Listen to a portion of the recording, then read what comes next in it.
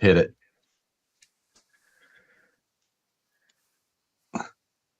Welcome to the Scale Builders Guild. It is Wednesday. It's Wednesday. Oh, it is. It's funny because on the live, if you hit the button, live starts like a few seconds before we actually said we're live. So yeah, true. You just sat down. Oh. Anyway, welcome to the show, episode 115 of Livestream Takeover. Yes. It's another week in a row. It's been I don't know what happened over the last week. It's just like this week is going very slow for me, and it's a short week because we had a long weekend. We had like Victoria Day, which is a celebration of Queen Victoria.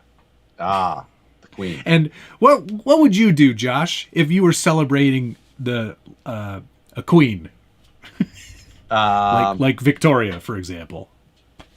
Drink? I don't know. Incorrect. Okay. You would light off as many fireworks as possible. Well, that's reasonable. It's so stupid. I hate it. You hate it because you're a dog owner now, and you're yes. I didn't like it before because there's a lot of youths who decide that 2:00 in the morning is a great time to light off fireworks. You know what? Which it is not. I don't get mad at anybody lighting fireworks, even like the big ridiculous one. Just because I was like, I did that. That was me. Like, I admit I probably lit a few fireworks in my day. Maybe blew up a few things, as one does. But it was always in the daytime hours. Oh no, nighttime's the best time. There were actually a bunch of youths arrested down towards the lake because they were shooting them at people on patios.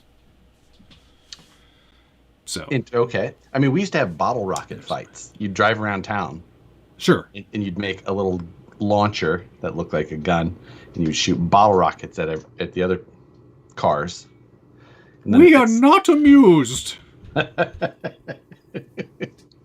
So I take any fireworks now as I'm like, that's payback for what I did when I was a kid. Yeah, presumably. Anyway, yeah, not a great weekend for that. It was loud, and we're also looking after our neighbor's small dog, which makes it like 10 times worse because okay. There's two animals. It makes it hard. So you got two shaky fur balls in the house. Correct. You want to go outside? I'll just pee on the floor by the front door. It's fine. Don't worry about it. No, I'll wake you up at like 3:30 and we can go out then. Okay. Yeah. They're there. All right. This week's going very slow for me despite it being a short week. But it sounds like it's going quick for you. It was just, I swear to God, it was just like last Wednesday a day ago, and now it's this Wednesday. I don't know how that happened. Oh. But also, we had a comp this last weekend, so that was Saturday, and then Sunday I wasn't able to walk a whole bunch, so I pretty much sat around. Is this one of those comps where you don't actually have to adhere to any rules? It's just like run what you brung? Kind of. There's a handful of rules that are they're mentioned but hardly enforced, but they build really tough courses, and that is the part that I like. So it's great diving practice. And I have a video all done for it, the whole deal. Excellent. And I was just like, I'll throw the scores at the end of this video, and I said it like 3 or 4 times in like the end, the kind of outro part of the video. And they still haven't posted those scores. And I'm like, I don't really have a way to edit around this. So I'm just so you're really locked into it. Yeah. I'm just hanging out here until he posts the score. And I messaged him yesterday. I was like, hey, you gonna post those scores? And he's like, yeah, definitely. Scores? You know what? I didn't check here. I should check now just to see if. Nope, still not up. It's okay. Yeah. Okay. Well, great. You're kind of busy right now. Hurry up, Marshall. Troy Hunt. Hey, Matt, you should pick up the Capo 6er. Love to see what you would do with it. I would get it, and I'd be frustrated, and I'd throw it in the garbage. Yeah. Based on... Josh has a Capo. I do. He doesn't often talk about it because it's not done. Unhappy with it. They sent like 3 or 4 revisions apart to like, try this one. Yeah. that doesn't fit or work either. Like, oh yeah, we agree. They're like, we got another one coming, and they sent that, and then like that. This one's gonna be better. That didn't fit, and I just stopped. I didn't send another email, anything, and then I'd get like another one in the mail. It's just like, honestly, like I'll never buy another, or never own a Capo anything. All right, well there you go. Plaid and orange order has been restored. Hello, Logan. Matt and I started our Skype call, and he was wearing a VP hat, and I had no hat on. Like, wow, it's opposite day. This is not working. RC Playtime, I invented the question mark. Lasers. Is it I invented the, and there's a question mark, or like invented? Summers in Rangoon, luge lessons. You know, typical stuff. What? My father was, it's the whole monologue from Austin Powers. Oh, like, odd. I do not remember that part at all. My mother was a prostitute, a French prostitute. My father used to make up ridiculous claims like he invented the question mark. It's pretty good monologue. Thank you, sir. Hey, Josh, have either you or Matt vinyl wrapped body panels? If so, any advice for wrapping aluminum? I have bought pre-made vinyl wraps or skins for bodies before a number of times. If you're trying to just do it off of sheet, the best advice I could give you, like if you're dead set on that, would be to wrap the body in blue masking tape and cut it off in sections, and then peel those off and lay them flat. And if that won't lay very flat, like you can get some leeway. But if it doesn't lay too much, you're going to have to do like relief cuts and things like that. So you're going to need to do it in sections. But blue masking tape will be your friend. Heat gun.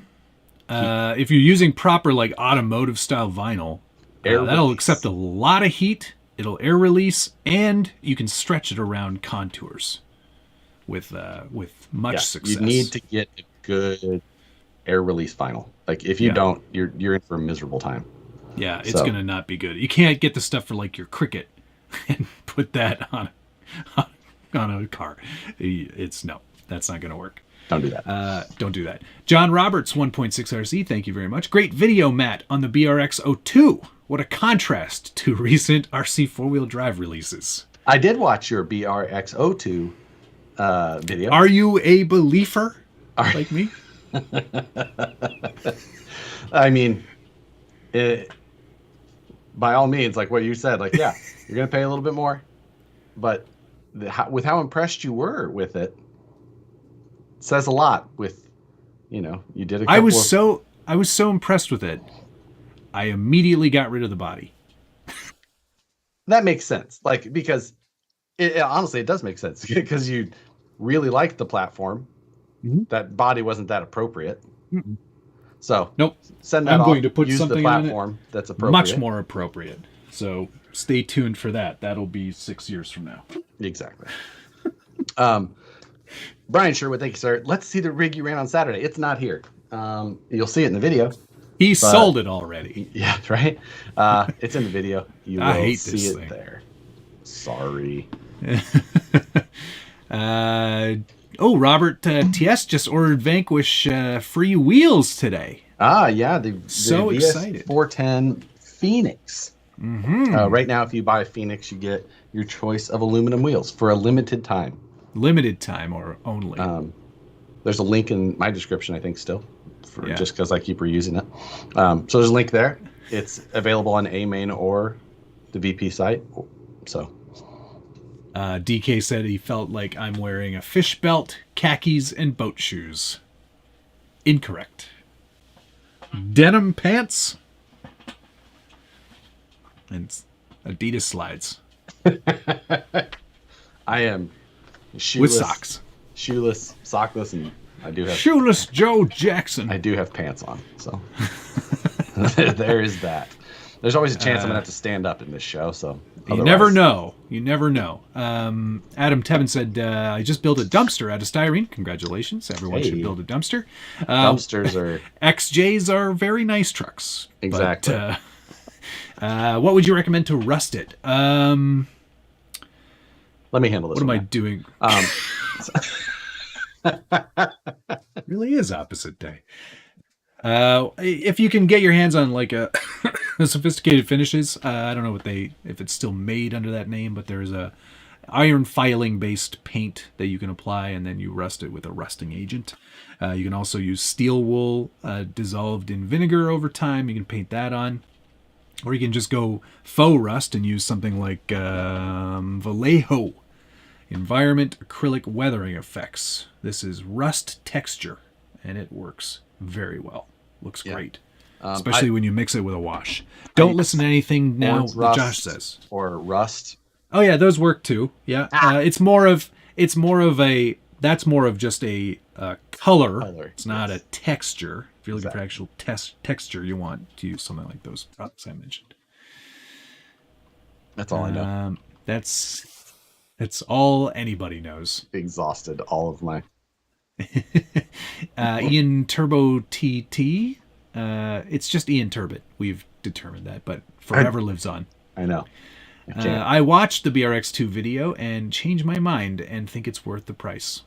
It is expensive. You are right. It's not cheap, and I mentioned that. I don't mention the price. And have you thought about throwing... One viewer... Go ahead. Since you have that beautiful platform now, have you thought about throwing like a FJ55 on it? Well, funny you mention that. No, that long wheelbase is too long. It won't fit on the chassis. Okay. But it will fit quite nicely on this long wheelbase TF2 I have in front of me. Oh, what do you know? We'll get into that when we get to scale mail, because that's part of mail. Oh, yes. That's my scale mail is quite short this week. So. Okay. I have a few things, but they're big. David Ferris also got his freewheels and his Phoenix. Go. Jay Kilburn's on here. He's the guy I traded the body to. I got those Mad Moose portals from a million years ago. And he got a crappy put together body by some noob. So suck on that, Jeremy. I mean, you know what? I think he was like holding on to these 3D printed axles, just being like, I don't know what I'm ever gonna do with these. There's got to be some sucker out there that loves Swedish portal axles. So I got talked into... I made a bundle buy here this week of some things that are just... I don't know. We'll see if I can end up making my money back out of it. I'm questionable. This is a bundle. You're bundling. Yeah, it is a bundle deal. Okay. An SCX1, like a brand new SCX1. With which model? It doesn't really matter because it's no body on it. But it's a brand new SCX1, but it's got like all of the VP Stage 1 and titanium links and the chassis mounted servo and a brand new set of Method Roos on it. Okay. Ooh. So that makes What color? What color? Gray. Not a bad color, either way, they're kind of fun because we only made them in clear black and gray. I know, but gray is the worst one. No. Yes. So it had roofs on it, which was like, okay, I'll make that'll work. Has a brand new like the Proline 66 Chevy cab, but it has the unpainted, and then it's got a brand new unpainted Proline utility bed. Okay. Like, okay, that's pretty rare now, right? And then like a mint condition 4PK, which older radio, 2 receivers, okay, and it's got one of my original OMF wheel adapters wheel with an OMF on it. Okay. I'm like, okay, all right. So, and a new inbox RC 4-wheel drive Blazer hard body set. I'll give you $80 for the whole thing. I know. It's like, but you have to pay for shipping. Yeah. Otherwise, forget it. I'm out. That's interesting. And what prompted you to put that together? That was just the lot of things that were available. Okay. So, wait, you bought this or you're selling this? I bought it. Oh, you bought it. Oh. Yeah. How much did you spend? I don't know that I'm ready to disclose that part of it. Is Nicole watching? No. Well, she's here now, so she's not watching. She only watches when she's thousands of miles away.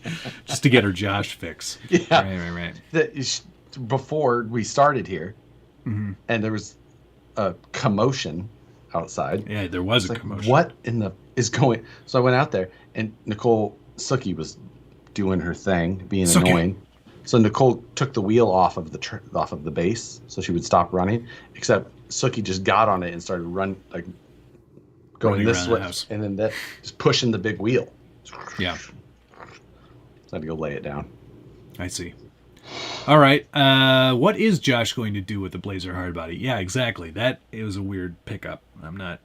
It's only all of these things are only because they're it was a lot new, and it was a lot. I'm not planning on keeping any of it. I'm selling all of it.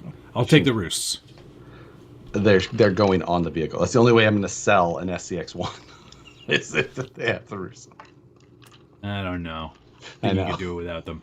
Kyle Kennedy asks, Matt and Josh, what are your guys' plans with the base camp from here since the 24-hour build is over? Well, I'm going to run mine probably this week and shoot a little video with it. I'm going to take mine to Axialfest. I'm probably going to, I'm keeping it. I'm not selling it anytime soon. I'll probably keep it because it's I like the platform, actually. I think it turned out pretty good.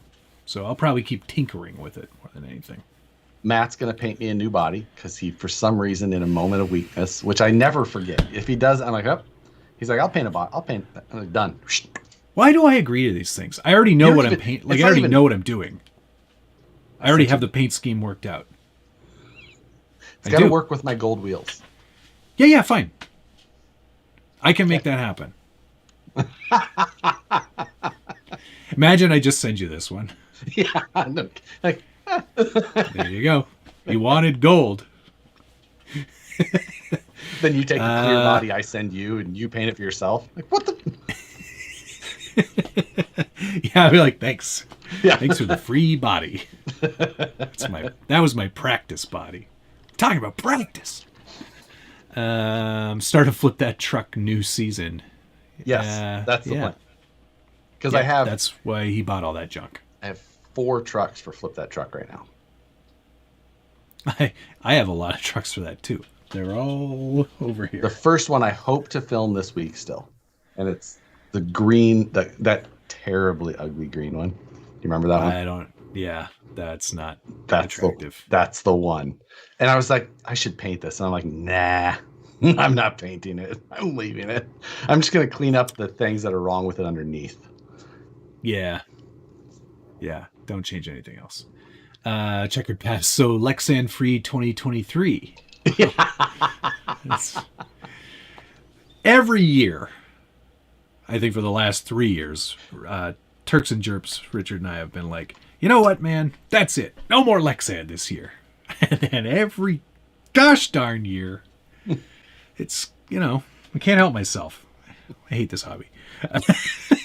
Yeah. Dave Zilla. Hi, Dave Zilla. Hey, Matt, did you build the Tamiya Porsche yet? No. I'm saving that for a live stream on a weekend during the day so I can get some Euro trash to watch with me. Good call. God, that's going to be so nice. I can't wait. I'm super excited. What I might do, though, is paint and finish the body before the live stream so it can actually be like, so we're done. Absolutely. That's the way. Oh, going to be the way to go. Yep. Brett was asking if either of us sold our C1 or C2 trucks yet. Oh, we have a spammer. I sold C1. Is it a good spam?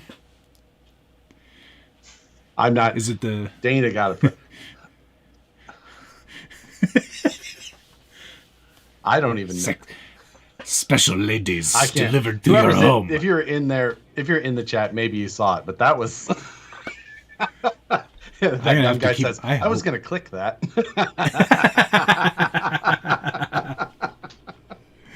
Nice. Wow. Okay, I don't remember what I was talking about. That one got me. Just Scott Oblender said, the year of just an appropriate amount of Lexan. Yeah. Seems like every frigging year.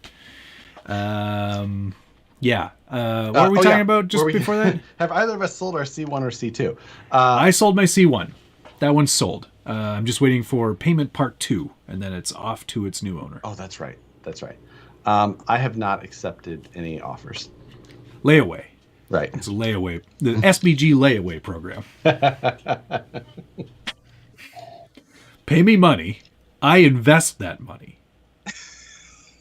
And then pay me more money so I can recoup the losses from my initial investment. It's the future, man. It's light as a feather. The best thing is they pay by the pound. Wait, which Tamiya Porsche? The 45th anniversary one? 45th anniversary. 79th Porsche. Anniversary. What? It seems they were making them a lot. They were making them in the 40s? Yeah. 30s? Wait, 60s? Yeah, it's a 1945 79th anniversary. All right, let's do mail call real quick. Okay. Get this out of the way.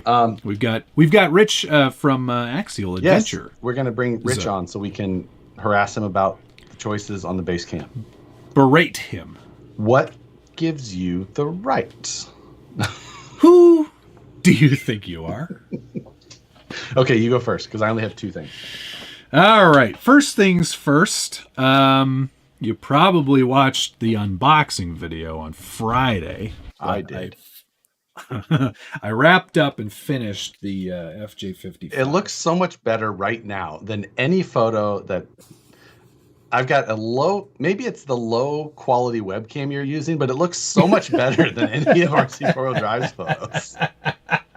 That's the overwhelming sentiment on Instagram. When I posted it on the workbench, people were like, that looks way better.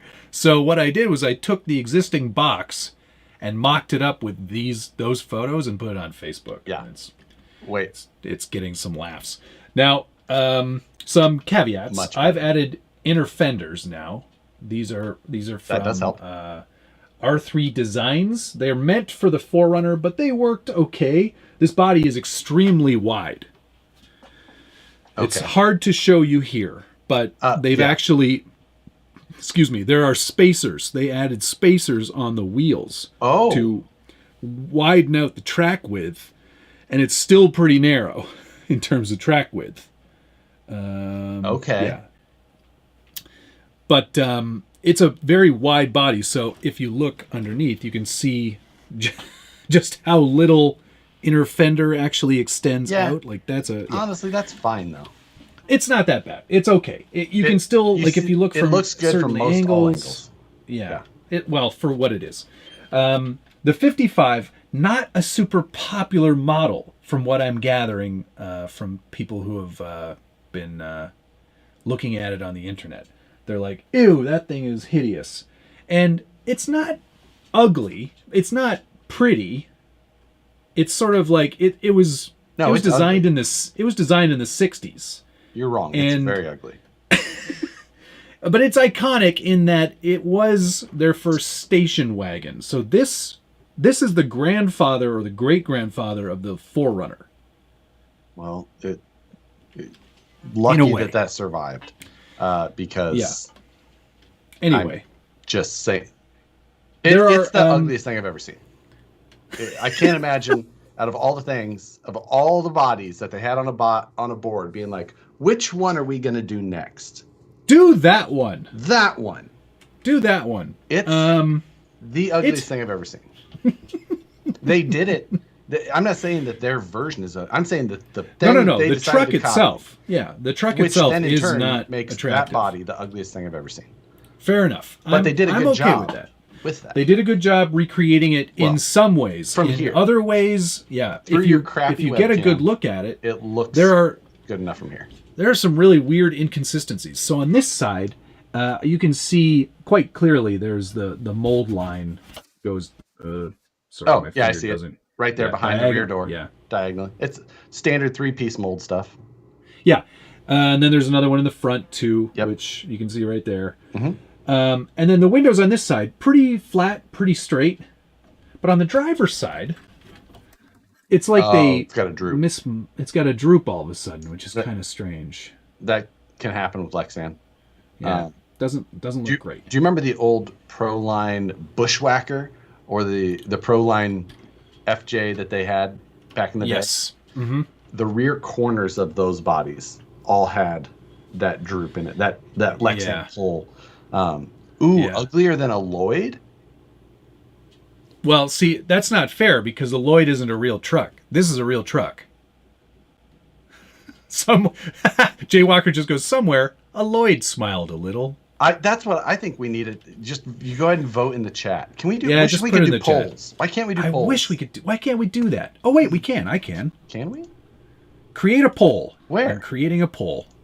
How? I see it. Yeah, it's right in the chat window there. FJ55 for Lloyd. What's... Oh, I spelled Lloyd wrong. How do you spell Lloyd? Double L? Yes. OYD? For a double dose of his pimpin'. Which is uglier? FJ55? Boom. Asked. Lloyd. There we go. Ask your community. Put your fingers to work. I can't vote in my own poll. This is bullshit. That's BS. But it is, despite it being ugly, I'm more pleased with it now than I was when I unboxed it. It's still on a long wheelbase TF2, so nothing at all has changed there. There's some weird, inexplicable decisions, like they mounted the rear bumper to the body and not the chassis. Oh, is it too far away from the chassis? No. Okay. Not really. I mean, they could have made it work. They could have integrated it into the actual body mount that they created, but they because they went with clipless body mounts or hidden body clips. Jeremiah hidden body clips. Thank you, sir. Were the designers of that body on acid when they did? In the 60s? Quite possibly. The original ones in the 60s, most definitely. 1967 to 1980, the first true station wagon. Did you go to the library and rent that book? No, I own this book. I like Toyotas. I also have a Land Rover one, too. That is the book you would go to the library and be like, gee, Lynn. And it only goes up to 1989 because that's when the publishers were like, we're not going to keep reading these books, right? Like, no. Fun fact about the model that RC 4-wheel drive chose to recreate, not available in North America. Right, yeah. Can't get the barn doors. You can't get the whatever it was. Barn doors is not an option. And I decided to paint it navy and silver. I saw one on I Hate Mud in that same paint scheme. It's not a factory color. And I was just like, I know there's other people who got these, and there's no way I'm painting it orange, light blue, or green. I'm doing something different because everyone else is going to do exactly the same stuff. So people here don't know what the J Concepts Lloyd body is, so I'm going to show them. Oof. Crawler. While you do that, Fat Dad 74 RC, thank you very much. Is the VS410 Phoenix body okay for comps? There's no reason not to use it. It's big. It's bigger than you like or true. It's bigger than you would want. Like a lot of comp bodies would be. So this is the Lloyd. At least on my channel, if you can see that. It's blown out, I know. I don't need to show you guys what a Lloyd looks like. I think my poll speaks for itself. Lloyd is winning, I think. That it's uglier or not? Yeah, the Lloyd is winning. That it's uglier. Not on my side. Interesting. Right That's now, probably because they don't know what it looks like. It's a few. I'm just saying. Right now, it's 61% think that the FJ55 is uglier. Wow. It's 57% on my side for the Lloyd. And that's 120 votes. 128 votes here. Huh. That's interesting. And let that roll, well, because that's pretty interesting information. Let's keep that going. It is very interesting information. Josh has never been to a library. You don't rent books. Check out books, whatever. I'd like to rent some books, please. I haven't been to a library. I was at a Blockbuster you rent videos before the last time I was at. I've been at a Blockbuster more recently than a library. Hello, I'd like to check out this video, please. Get out. The Lloyd is actually a Kaiser Jeep. Well, yeah, but I get that it's supposed to be like it's an supposed to be M715 or whatever. But yeah, it's supposed to be, but it's not. Yeah, it's. I mean, I'm not DK. I'm not even saying that out loud. You can. So, yeah, Matt's viewers have taste. That's all it is. Where are the the Goat 78 goes? Where are all the orange books at? Okay, show us something for mail call. Let's get through this. Let's hurry up. Well, first thing I got a new Milwaukee tool. I got a new 3 M12 ratchet. The good land. Yes. God damn, spammers, man. Not here. Thanks, Ben. Daming at the left. I don't have enough viewers for the spammers to care. What's that do? Is that it's a ratchet, like a a ratchet, yeah. But I'm gonna be building a mini trike, so I was just like, wow, there's gonna be at least a dozen bolts on there. I'm just like, mini trike, I need to buy some more tools. I have every tool I could build this just fine, but it just seems like a good opportunity to expand. Oh, and my welder shipped today. Excellent. That's not here though, so shut up about it. But sorry, quickly, just back on this Iron Pig body for a second. There's a really interesting. It looks to me like whomever designed how this body. Oh, the spammers just showed up. They're like, feeling lonely over there. Oh, that sounds terrible. Is it right in the right in the S? No, it's like I'll just screenshot it and I'll share it with you later. Is it something about losers? No. Okay, It's a little more. Yeah. I had some. One's over here. It's pretty much. Yeah. Okay. The thing about the body, it's almost as if whoever designed it was given a Vanquish origin or a Pro body. Yeah. And was like, this is how the interior should do. And then they went, got it. And then didn't pay attention to any of the things that were. Because it's the same kind of interior tray. Yeah. That slides in and contours and matches Yep. the inside of the body. But they put all the dimples in the wrong places. So like the molding dimples for where you're supposed to put your holes for everything to like go together, nothing lines up. So top tip, if you're gonna do that, I mean if you're gonna buy this body and put it together, don't paint it first before you drill all the holes. Line everything up so you can see where the holes have to be, mark them, and drill them before you paint. So there's I know exactly how that happened. Oh, you do? Oh, absolutely. How that happens is when you draw the design for the CAD mold, you're drawing the design. Here's how the body is, but basically you're designing what they're going to make as a buck. Mm-hmm. Then the Lexan goes over that, so you add 1.5 mils. Yep. So then you had designed your interior tray, and you would think that I designed that to fit, so basically, and then as those go up, everything will just keep. It just doesn't work like that. You end up with things that just go too far or whatever. You have to plan ahead. Yeah. For this body specifically, to get everything to line up, and there are a lot of holes to drill, and some big ones at that, like 7.5 mil holes. What for? The rear taillights.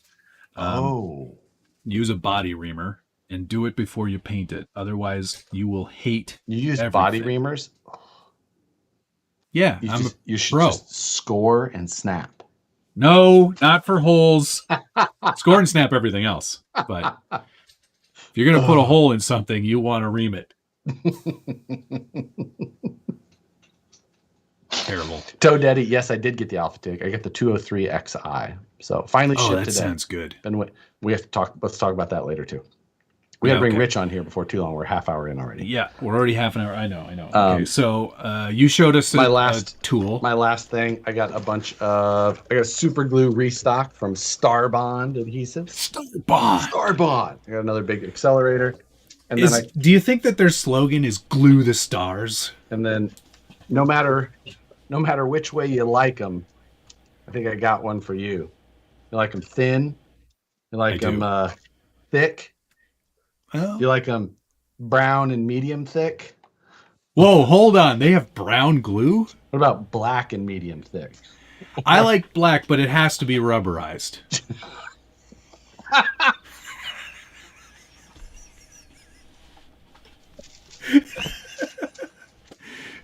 The banner episode again. I'm done. This is the one that when either of us die, they're going to play this one back at the funeral. Neither of us are ever running for any sort of office. No. I'd rather complain about my elected officials. Here's something I got. I got a new camera. There we go. This is the Alpha 7C, which is a full-frame format camera.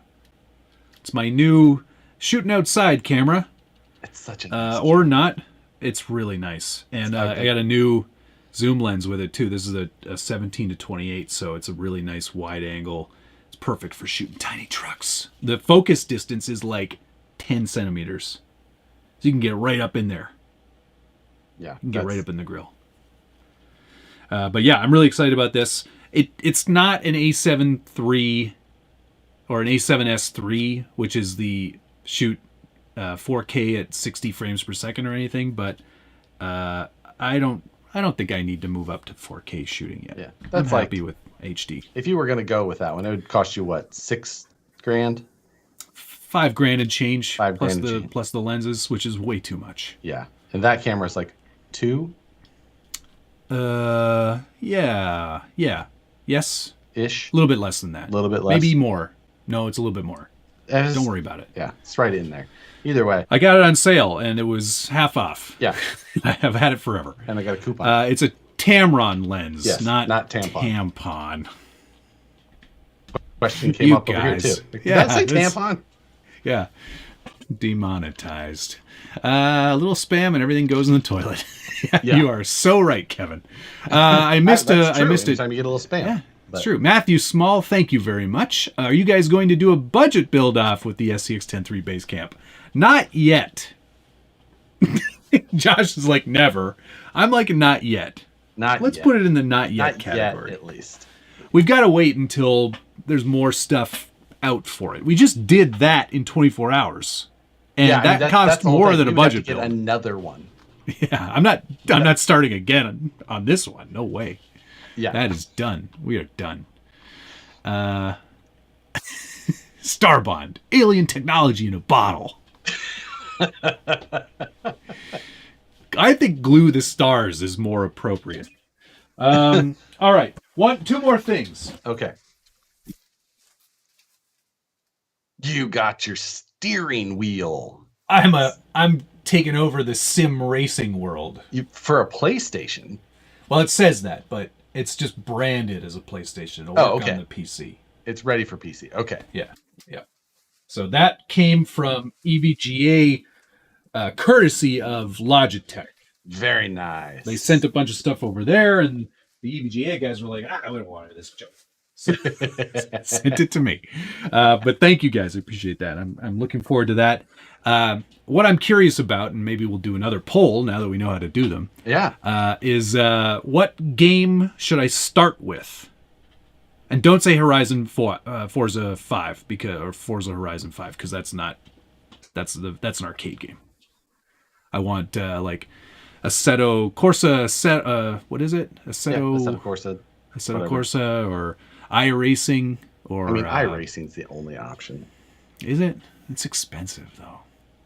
You gotta pay a monthly fee. You gotta take it serious. You gotta be serious about that too. So I don't know if I'm serious yet. Yeah, that's Farming simulator. I have that. What I know it works with Mud Runner, Okay. so that could be kind of cool. I like BeamNG, but it's not really a racing game. It's just kind of an open sim. Yeah, sim is good though. Sim is a good place to kind of get the hang of things. You should honestly. I want you to try it just because I think we should try the multiplayer because we they can have do a stream on it, really right? good crawling, and they have four-wheel steer crawl. It's the most realistic. Oh, I'm in. It's the best one. Yeah. So, Blue Dooley, the GoPro 7 Silver does 4K and it was under $400.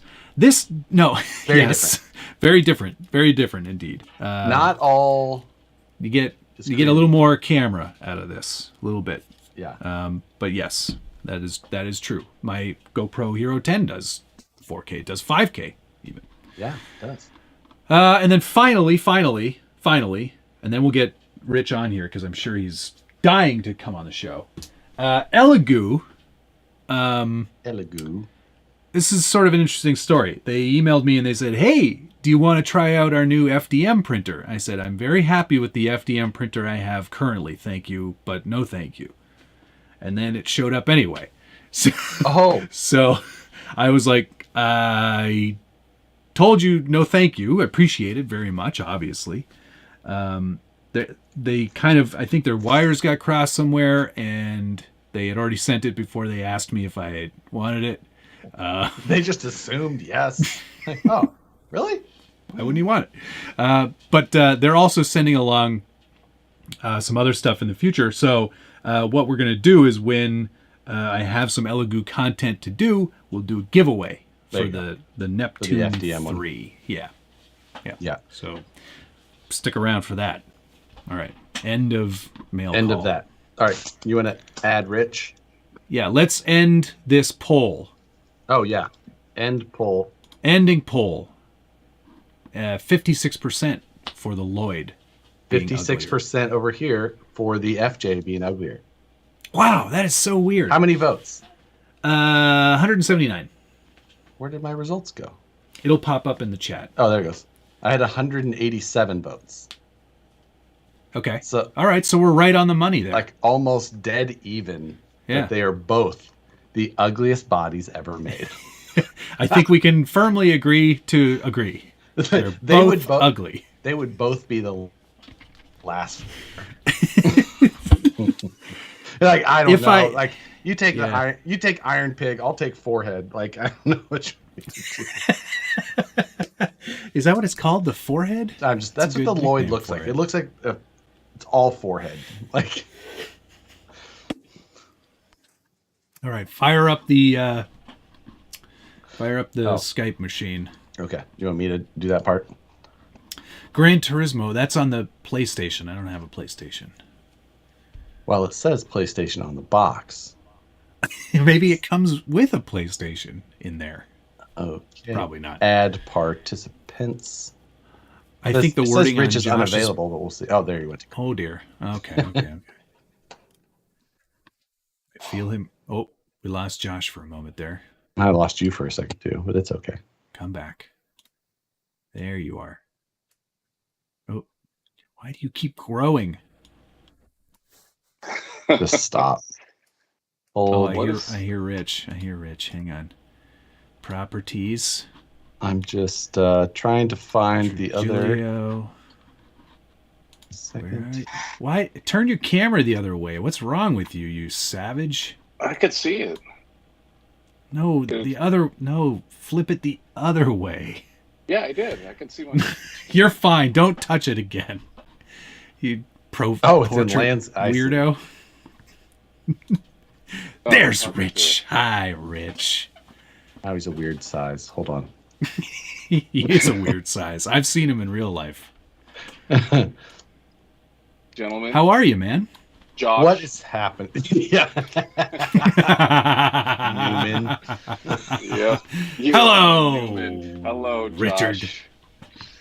It's always good to have Rich on the show because. Hang on a second. Yeah, I got to talk to that guy crying about greens. Hang on. Anyways, go ahead. Listen, okay. So for all of you who don't know, who've never watched this show, Rich here, Trigalio, is from Axial Adventures. Got the name right. And he's responsible for a lot of stuff over there. Yeah.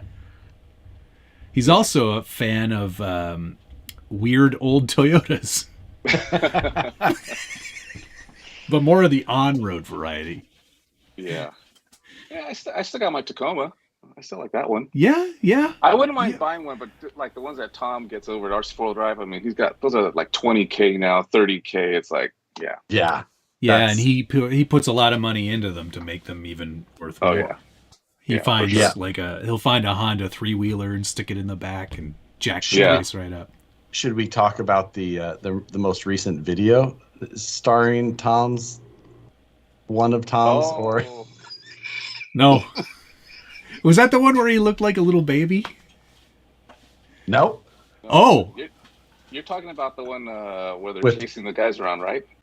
Yeah, that one. The new owner of the old white one. Right. Well, and funny story, Richard Turks and Jerps built the miniature version for RC 4-wheel drive to give to Roman Atwood. Yep. Roman Atwood. Yeah. I don't know why Rich comes on this dumpster fire. I agree with you, Wes. It's right. It's one of those things. So Josh and I have been talking for a long time about getting an actual list of, official questions that we ask every guest. We didn't do that for you. So this is just going to be... It's a great idea. We'll do that next time. This is just going to be random chats with Rich tonight. Right. We've talked with Rich many times. We've got past the other original questions. So, yeah, exactly. Right. If you haven't seen Rich on this show before, you've missed a good 4 or 5 episodes. Yeah, most of them without Matt, because somehow every time Rich would be on, Matt would disappear. Yeah, exactly. He would strike his house and knock out his internet. Yeah. Well, hey, what happened? Knock on wood, that doesn't happen tonight. Yeah. Touch wood. I hope it doesn't happen. All right. Now we're going to get into the good questions. All right. Now we get into the good stuff. Right. So, Rich, before Axial Adventures, you were at RC 4-wheel drive. Did you have anything to do with this? Was this project yours? Was this? No, it was not. No. Is this you? Did you do this? No, that was definitely after my time. My time. All right. Yeah, I was there for a year. I got quite a few things done and a few things that it's kind of crazy how long some of the stuff takes to get out. I don't doubt it. Quite a few of the projects that I've seen, I was like, wow, that took a while. Because I've been back at Horizon now, I think 5 years? Something like that. I think I'm going on 5 years. Close. Yeah. Yeah. So, I think just July or August will be 5 years I've been back. So, wow. Oh man, that's crazy. I can't believe 5 years already. That's nuts. Yeah. That's so you came back how long before the Axial the acquisition? Yeah. Oh, God, I want to say it was like 6 months. I was going to say it wasn't that long because I remember it was if you came back in July, because it wasn't too long before that next Axialfest happened, remember? Oh, yeah. Oh, you know what? Maybe it was March. I think I was in March. I think it was almost 1 full year. March or April, something like that. I was laid off in March of 16, I think is what it was, or 17, 16. And then I was at RC4 Drive for a year and then came back to Horizon. Yep. That was the best year RC 4-wheel drive ever had.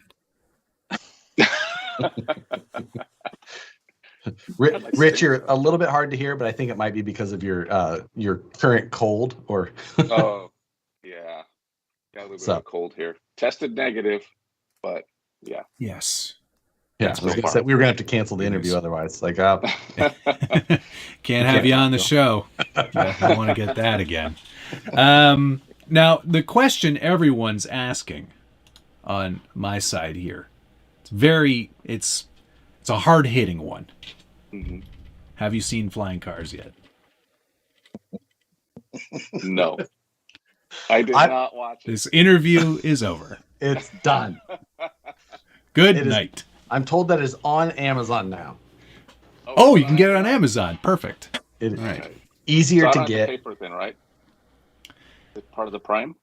Or do you have to pay? No, you have to pay money for it. Yeah, I was gonna say, we're all gonna have to send Rich a gift card. I'll give you the $12. Okay, Matt and I are gonna split it.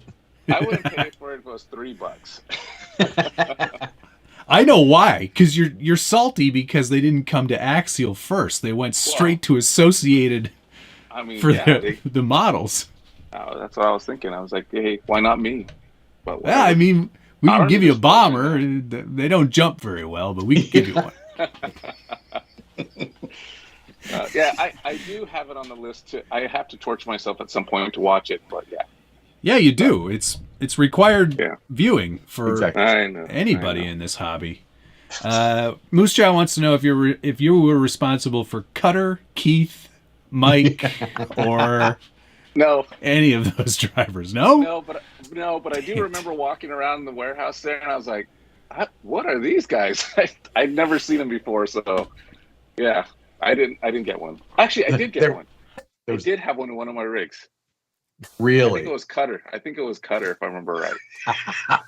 Hey, I had to pimp my rigs out with RC4 drive stuff. So Cutter's the only driver for discerning enthusiasts. That's on the back of the box. Yeah. Oh man. All right, enough history talk. Let's talk current stuff. So Axial Racing, formerly known as, is now Axial Adventures. Right. Is that correct? So what prompted that change? Because Josh was really cranky about that. Yeah, I know. He was all over that. I watched that scale news. I was like, oh man, isn't there another J Concept body that could come out? Yeah. God dang it. Doesn't he have something better to complain about? No, you know what? As you guys know, you've been dealing with new people and branding and stuff like that recently over the last year or so. You know, Paul's the brand champion for Axial. 5 or 7 years, there's been a new person in branding about every year. They like to move them around. You are right. We have moved around with a lot of different people and a lot of different things. But I think what's cool now is that we actually have a path, and Paul is leading that path. And so now we have more people focused on what is the brand, what is the message, what are we doing? I mean, you're seeing it with Losi as well. I don't know if you've noticed that, but Losi's been doing a whole lot of new things. They got a new symbol. They have a new catchphrase. They're doing, a lot more new things for the brand. So I think you're kind of starting to see that where we're starting to put that stuff together. That Losi logo there on the back left, that was an iteration of a logo that's not being used. So it made it one run. That one's out. Yeah. But don't use that one. That is the whole change of path and direction. And, a lot of it has to do with the Proline team coming on board. They've done a great job of marketing and branding over the years. And so now they're involved with us, and they've kind of helped us kind of get everything together and really start to put a message out there and kind of get it together of what it's supposed to be. And racing, I mean, we've all known Axial Racing, and nobody uses racing anyways. They always say Axial. It's pretty rare that anybody says racing. But, there's let's be honest, your cars are pretty sucky at racing. So right. But the thing is that this group, our group, the guys that are on right now, we know Axial Racing. We've been around it for whatever it is. But there are so many new people that they ask, why is it called racing? They're just like, I don't get it. What do you guys race? We had the Bomber, which you could kind of race and, a little bit, but not really. And so I think that's where this adventure part comes into it. It's bringing new people in. There's, just a lot of new stuff and kind of getting a consistent message. I mean, I think you saw it with, even with the Instagram stuff, we started changing up the format, the style that it was going, and you kind of saw some of that change as well. So photos are nice, It's all for the better. Absolutely. And I think that adventure does resonate really well with what this hobby is all about, and the return on experience. It's more about adventure than anything else. So good call on that one. It's still just a weird change. Oh, Josh, you're so cranky. Dude, unneeded. It's been around forever, and I remember my AX1. I bought another one so I could have one. And unneeded. But someone's asking, says, why don't you just go to change it to just Axial? Have you ever been to Axial.com? Take a gander once. I think they were don't actually do it. spamming you guys earlier, weren't they? Yeah. I'm still getting those. Axial.com is related to our spammers. Yeah. Screw Tinder. Visit us and be sure. That's the latest one I just got. So I'm helping them out by promoting. Okay, let's dive right in. Let's talk Basecamp. Let's talk Basecamp. So, Rich, you were project manager for the Basecamp? Yeah. And the what stage do you come in on that project? I was at it right at the beginning. So, like right from pitch area, like we need a low cost one, or was it? Yeah. So what it came down to is, Horizon does a lot of those dealer council meetings, and they get a lot of dealers involved and ask them what they're looking for and that type of stuff. And one of the things they wanted was a new version of an SCX-10.3 that could compete against the TRX-4. I mean, let's face it. Yeah, that's what it is. Right. The challenge is that obviously during this pandemic time, prices have gone up like crazy. This thing should have been priced a little lower. I know we got beat up. It was $389, whatever. And again, we're getting a lot of these people, hardcore guys like us, that are like, what is this thing? But it's aimed at all the new people that don't necessarily want to drop $559, $549, $519, whatever, on what we consider the new platform. So the challenge was to kind of come up with something that would fit that market space, was still an SCX 10.3, but I could also improve it the handling wise, because the SCX 10.3 JLU, the Gladiator works pretty good with the long wheelbase, but you have that motor sitting up high and far forward, and we did that to clear the interior. It was more of a path of going down, trying to be a little more true scale than anything else, rather than performance. And then the market kind of shifted a little bit. The guys started going a little more performance oriented. And the crazy part is that the loudest people on the internet are our small group of competitor guys in comparison to the general consumer that comes in, so you two guys, whatever. But then meanwhile, Matt was looking around the room trying to find someone who's competitive.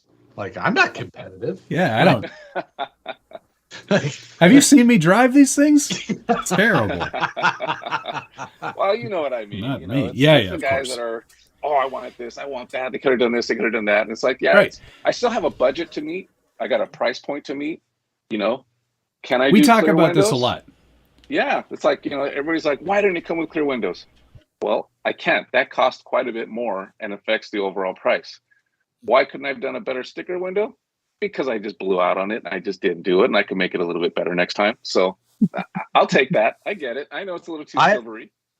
We talk about this a lot. Like, it's not uncommon for people like us in this realm to really focus on these things and be cranky about stuff but we are a very vocal minority. There is a larger market out there that doesn't even pay attention to any of the things it's 10 o'clock that pays attention to the things we're doing.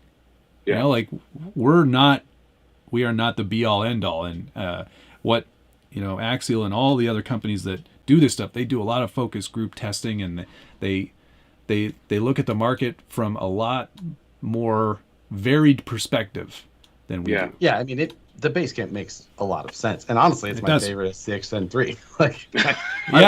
I mean, for all intents and purposes, it's the best driving one out of the box. Right, which is part. I had honestly the JLU looks great. I've never owned the Gladiator, oddly, but driving the JLU wasn't my favorite part, but this one drives great. I mean, I was still big on I'd probably the SCX-10.2. I really like the SCX-10.2 better. Right. But now with the Basecamp, I'm like, it's the way to go if I'm suggesting it to people, especially when they're looking for that lower cost area, because that's the most common. We all know it's like, well, what's the best cheapest one? We get that same question. Yeah, and that's what that was aimed at. The thing too, that it does have some cool things, and I'm not trying to promote all that crap, but what it comes down to is one thing that people do miss is that receiver is dual protocol. So you can bind to a DSMR radio. So if you got a Rugged, a DX3, any of the other DX5s, whatever, you can actually bind to that receiver and not use that radio that's included. Our SL3, I think is what we call it. Yep. And that was nice to see. It's a great transmitter. Yeah, it's a great transmitter, but honestly, if you want to upgrade or try something different, you can. You can just use a DSMR, and you're using the exact same receiver. There's no differences in it. Yep. So that that's is a kind pretty of a good cool little feature. I like that. TRD Adventures. That's sort of an Thanks, Easter egg because that wasn't even really mentioned in any of the documentation. Yeah, you know, it's an oversight. Honestly, Yeah. I forgot. Oh, it's fine. Rich, do you have a Basecamp box near you by chance? I do not. Why? What are you going to point out? Do you have? Go find yours, Josh, because I can. Dave Sharp, thank you very much. Why not go to Axialfest? Yeah, go ahead. TRD Adventures had one. He says, I was digging the adventure on the end. Tell Rich I'm digging the Basecamp. I may have went overboard on it. Matt and I can join you on that sentiment. Let me see if I have my box here. We're hard on people, but it's all love. Dave Sharp, thanks very much. Why not go to Axialfest Badlands, Rich? Come join the fun in the Midwest. Also, you can have a flying cars viewing. I actually was there last year, and I loved it. I had a great time. It's a fun experience. This year, I'm actually going to be doing West Coast. There's just too many projects, too many things going on. Sure. So That's I'm fair. not going to be able to make Badlands this year. But Badlands was fun. I really liked it. It was I mean, I have not been to that one. I may end up trying to trek out that way. It's in July, right? Or is it late It's in June. Yeah, it's in June. Oh, dear. Late June. Yeah, around the corner. Might be tough now. But Okie dokie. We'll I see. don't I have can my road trip box it. here. But it was funny, darn it. I know. what was it? Come on. It was two lines on repeated. the, like one line was where's my panel box? on the box that has like the axle shot. You have the text that you had from the Capra where you used it, and then you added the new text just in a second right paragraph. underneath. So it's the Capra paragraph, and then it's the Basecamp paragraph. It's pretty good. Do you know how many of us read that and still miss it? I've never even noticed it. I got to go back and look, dude. I'm telling you, because I probably looked at 5 versions of that box.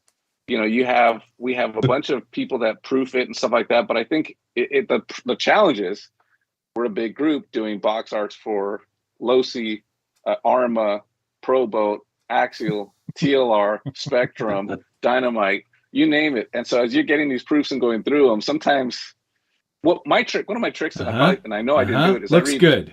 Yeah, I read the paragraphs backwards from the bottom and go up to try and catch stuff. But I don't think it worked. I did it on that one. Yeah, that's great. So now that this Basecamp is on the market, can we expect to not see the 10.2 variants like the raw builders kit or any of the other options out there anymore? Are those all gonna hit the hay? At this point, we're still going to kind of keep them along because they're even a lower price point, and there's a lot of support for the vehicles themselves. Let's face it, you can buy stuff for other brands and bolt them onto our car too, and you can use our stuff and bolt it onto other brands. That's good to hear. They're still great platforms. Yeah, Cherokee kit. That's not available anymore, though, right? No, that's long gone. Right now, I think we're down to Deadbolt, Honcho, and the Builder's kit. I think is what's left. Right, and there was some worry because the Builder's kit showed discontinued, but that was just because they made a new SKU number, right? Because of the whole slipper pad thing. Yeah, so basically, they all went to a B number now, and that's just because there was this material. So, like I've talked to you guys in the past, we've got a huge target on our back, right? Horizon, any of our competitors, any chance they can, whatever, they go after us. Well, apparently, I think there was a little material contamination between when they would cut the slipper pad material. There would be contamination from other material that got onto these pads. And someone decided to test it in some country, and so it opened up a can of. It didn't do anything. It doesn't hurt anybody. We didn't have any of the bad stuff. It was so microscopic that it was there, that technically it was there. So to address that stuff and make sure that we're compliant and legal with every country, we had to change that slipper pad material and call it a B number. So that's really what it came down to. So you'll see it on Losi cars and some other stuff that we had to do a B number. I saw that there was a new release just this week of the Capra Capra RTR. Yeah, you know what? That was so with the way our system works, we're trying to run out. So in the US, they were still legal. They were not technically legal in other countries. So if you were ordering for Canada and some other countries, you would order the B model, and that's built into our system. Well, we also have to manually flip a flag. So as we run out of Capras, we need to switch over to the Bs to start shipping the US. Well, the other day I'm looking at the sales. I'm like, whoa, sales are slow on the Capra. What happened here? And then I'm like, oh no, you didn't flip the flag. So that's why they're licking all the gaskets again. Yeah. Dang it. So that's the story on it. There's no other difference other than the material's like a different color, and they've changed the process of how they're cutting them to make sure they don't get contaminated by other materials, and that's it. But it's Horizon's story. We deal with that all the time. You'd be surprised what we'll get beat up over. Legality stuff. But like when I next on RC Conspiracies, when I saw a new product pop up, I think I text. Oh no, did I text you or Randall? Yeah, no, you text. I think you text me. You usually do both of us to see who's lying. Exactly. So Rich said that but yeah, that I kind of figured that's what it was. But rather than put it in the news, I checked just to see. I was like, I don't think it's anything fun, because I'm reading through specs. And I was like, this is no. Here's a good question from David Ferris. What was the motivation to go from the 3-gear to the 5-gear? Really, it comes down to the reduction and the portal rotation. So I know I'm not an engineer like Josh is and can, this and this and this and that, but really what it comes down to is... You're careful what you say there, Rich, because Josh got it completely wrong, and I didn't get it completely wrong. Yes, you did. It is a different gear that goes in there. The other gear is like 2 teeth. You're like, flip the gear and stick it in there, and you're good. Well, it still works. Yeah. Well, but not as designed. But yeah, that was the reason for it, was to adjust the gear ratio based on if you're running standard axles or portal axles. And then obviously it would change the rotation for some people. And for a lot of the newbies, they don't know flipping motors or flipping directions, whatever it might be. Mm-hmm. This is just, if you can teach them how to put this gear in, which I know it's kind of... Yeah, it's one of those ones like... the switch. Yeah, but it's kind of... The goal here, and I don't know if anybody's noticed too, and I know we're working on it, is the Horizon customer experience as well. Those guys are working on a lot of videos on how to do a lot of things with new drops and stuff like that. So I saw they started a new channel for it.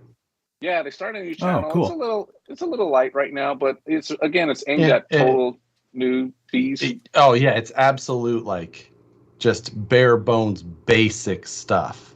Yeah. Which is for customer service reps, like, watch this video. Like, here's a exactly. video. Yeah, that's going to be really helpful. Yeah. That stuff is absolute, and you really have to have those kind of internal video type support like that, because it doesn't make sense for Matter I to make that video. It doesn't do anything. No. So it's like you need that. You need those guys to be doing that and pushing that stuff out. They'll never run out of content. Yeah, exactly. That's why we have a team now that's doing that stuff, because now they can. We've got plenty of stuff for them to do and talk about. So you're gonna start seeing more of that. You'll start seeing more, probably even on the Axial stuff. We'll probably start sharing more of that type of stuff, because there's just so many new people that just don't know, and that's what it's about. Yeah. Thank you, the Patty channel. Could you fit a VFD into the JL to lower the CG? I don't know. That's tough. It's such a specific thing. Trying to fit like very specific transmissions in one car versus another. Like when we used to be able to put the Axial 3-gear in everything. Right. Yeah. It's just not the same world anymore. Yeah. Now there's mounts here and there. Things change, man. To change on the base camp a little bit. We added the 4 posts to the bottom of the gearbox. You do have to change the skid plate if you want to put it in a JLU or a Gladiator. The Gladiator, there's a little extension piece that I'm working on. I don't remember if I actually put it out or not. I need to go back and check. But it actually would bring a little extension out the rear, so you can run the same stock drive shaft, because where it sits now, it's a little too far forward and really a super long drive shaft. Right. But in general, yeah, you could take a base camp transmission and drop that into a 3. And I had one of my buddies that got involved with crawling stuff recently, and I've had him driving my Gladiator with that transmission, and he's been really having a good time with that thing. So that's good. Yeah, it's a good. A lot of people have been asking, do you think that there will be a 10.3 builder's kit, or like a raw builder's kit, like there was base camp, or base camp kit? Base camp basically is what they're asking. And we always talk about this. Kits sales just flat out suck. I mean, for us guys, we like it, but they suck. But I'm not saying no to it. We have had discussions of potentially changing, getting rid of the SCX-10 builders kit and going to maybe an SCX-10 builders kit based off the base camp, because it's kind of similar price points, similar area of where it's at. So that's a possibility. I'm not saying yes, it's going to happen for sure, but we have been thinking about it. No doubt. It makes sense in some ways just to push the newer platform. Yeah, but I always get the idea. Like I know what you mean. Kits don't 10 to 1 Kits or less. Don't sell. Compared to RTRs. Guys, I'm fighting the good fight. I tell Rich every day. Dude, you're not text him it's every morning. What I like. I prefer kits, but when you look at kits, they sell great the first 3 months. Mm-hmm. And then all the guys here on Scale Builders Guild and Harley's channel and all that stuff, we bought them all, and all right, we're good. Yeah, we don't need them anymore. We don't need them anymore. Speaking of things we don't need anymore, Scott O'Blander, thank you very much. Will the AR-44 continue after the 10-2 is dead? Yeah, we usually support the stuff as long as we can. So as long as there's demand for the parts, we can. We did transition. I know Josh knows this from behind the scenes. We did transition from different vendors for this stuff, but we still have access to a lot of the older parts. So yeah, you will see those parts for at least I'm not going to guarantee it, but I would say 18 months to 2 years after the vehicles are discontinued. But again, if there's a demand for it, we have systems in place where, hey, we're getting orders for these parts. Again, we're going to order them. But if we start getting we're selling 12 a month, then you could say goodbye. Yeah. And at that point, you're just looking at the aftermarket's still going to be there enough that it's right. You're going to be fine. You can build a whole you SCX-10 out of aluminum parts and metal parts from every Chinese vendor and stuff like that.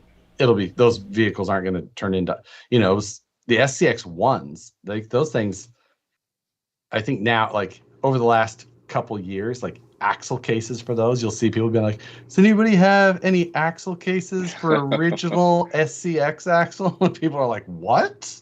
That's why I hold on to all my stuff, Josh. You just never know what's going to go up in value.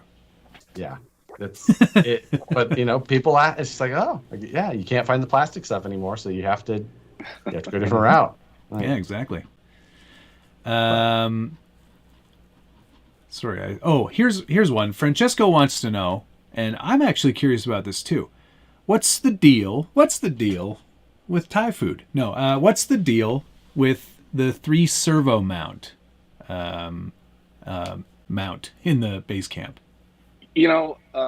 It was more so just giving you tons of options to put servos in whatever position you want to put it in. I mean, really, it was okay, we don't have a transmission up there. We're just going to put a cross member for the servo. So, put more servos. Just put more servos. Put them in. Maybe they'll want to use it there. I mean, you now have the winch mount on the front end. You have 3 or 2 across, and you know what? Whatever. Here, listen. Yeah, I do really like that integrated servo winch mount on the bumper mount too. That was a really smart place to put that. Just throwing those extras in there like that, they make total sense. Yeah, seeing it, like it 3 across the top. I'd seen people do that with the VS410 one, because we had 2. People are like, oh yeah, cut this out and you can move it in the center. I'm like, oh, it's kind of cool. Then this one has it built in. It's like, oh, that's nice. Even better. Because every servo winch is a little different, or it's got a weird depending on what bumper you install, it can sometimes it's got the external spool, internal spool. Yeah. So I like look at all the room there for activities. Yeah, right. Yep. The body choice, Toyota-ish. But the old is what it is. Its difference is I make this look good. I just described it as an truck. Just very Top Gear of you. Weird, yeah. But the bumper position with the tire rubbing. Yeah, that was I missed that on the front. Yeah. When we do, so I do an item set or a SIP sheet. It's a sheet that we do to tell the positions of everything. Well, when I did the original testing on it, I had them up front, but I was using a different tire because I hadn't got the proper tires in at that time. So it was pushed a little bit far forward. And we do some testing and stuff, but we're not out there rock crawling it. And so, it rubbed, and I'm like, oh my God. And they were already on the water. No.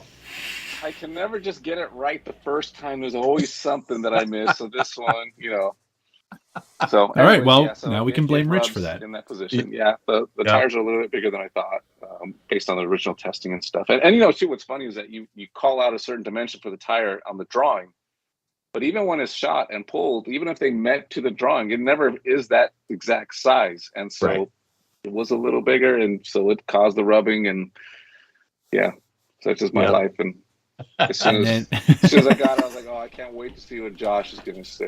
Oh, these worm gears, the green, the bumper bars. Like, God damn. I could never get away from him. Yeah, he torments you forever, Rich.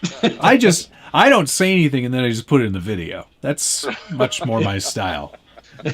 No. I just like to wake him up. Hey, it's 7 a.m. Hope you're awake. Did you know that? Right.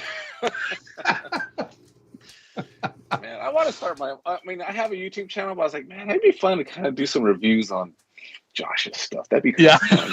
I really like to do that. What you do, Rich, is you get a really close lens, like a portrait lens. You get right up close to it, and you just kind of lean back a little bit, and you just kind of like. So here's my review of Vanquish. I don't know, whatever it's called. That's how you do it. Yeah. Oh, I can't wait to get the Scale Bitter Skill sticker sheet too. I'll pick that one apart also. Okay, I'll send you one. Yeah. It's fine. What's your address? They're stupid. Yeah, they're stupid jokes anyway. There was a number of questions about neighbor updates since. Yeah, how are the new neighbors?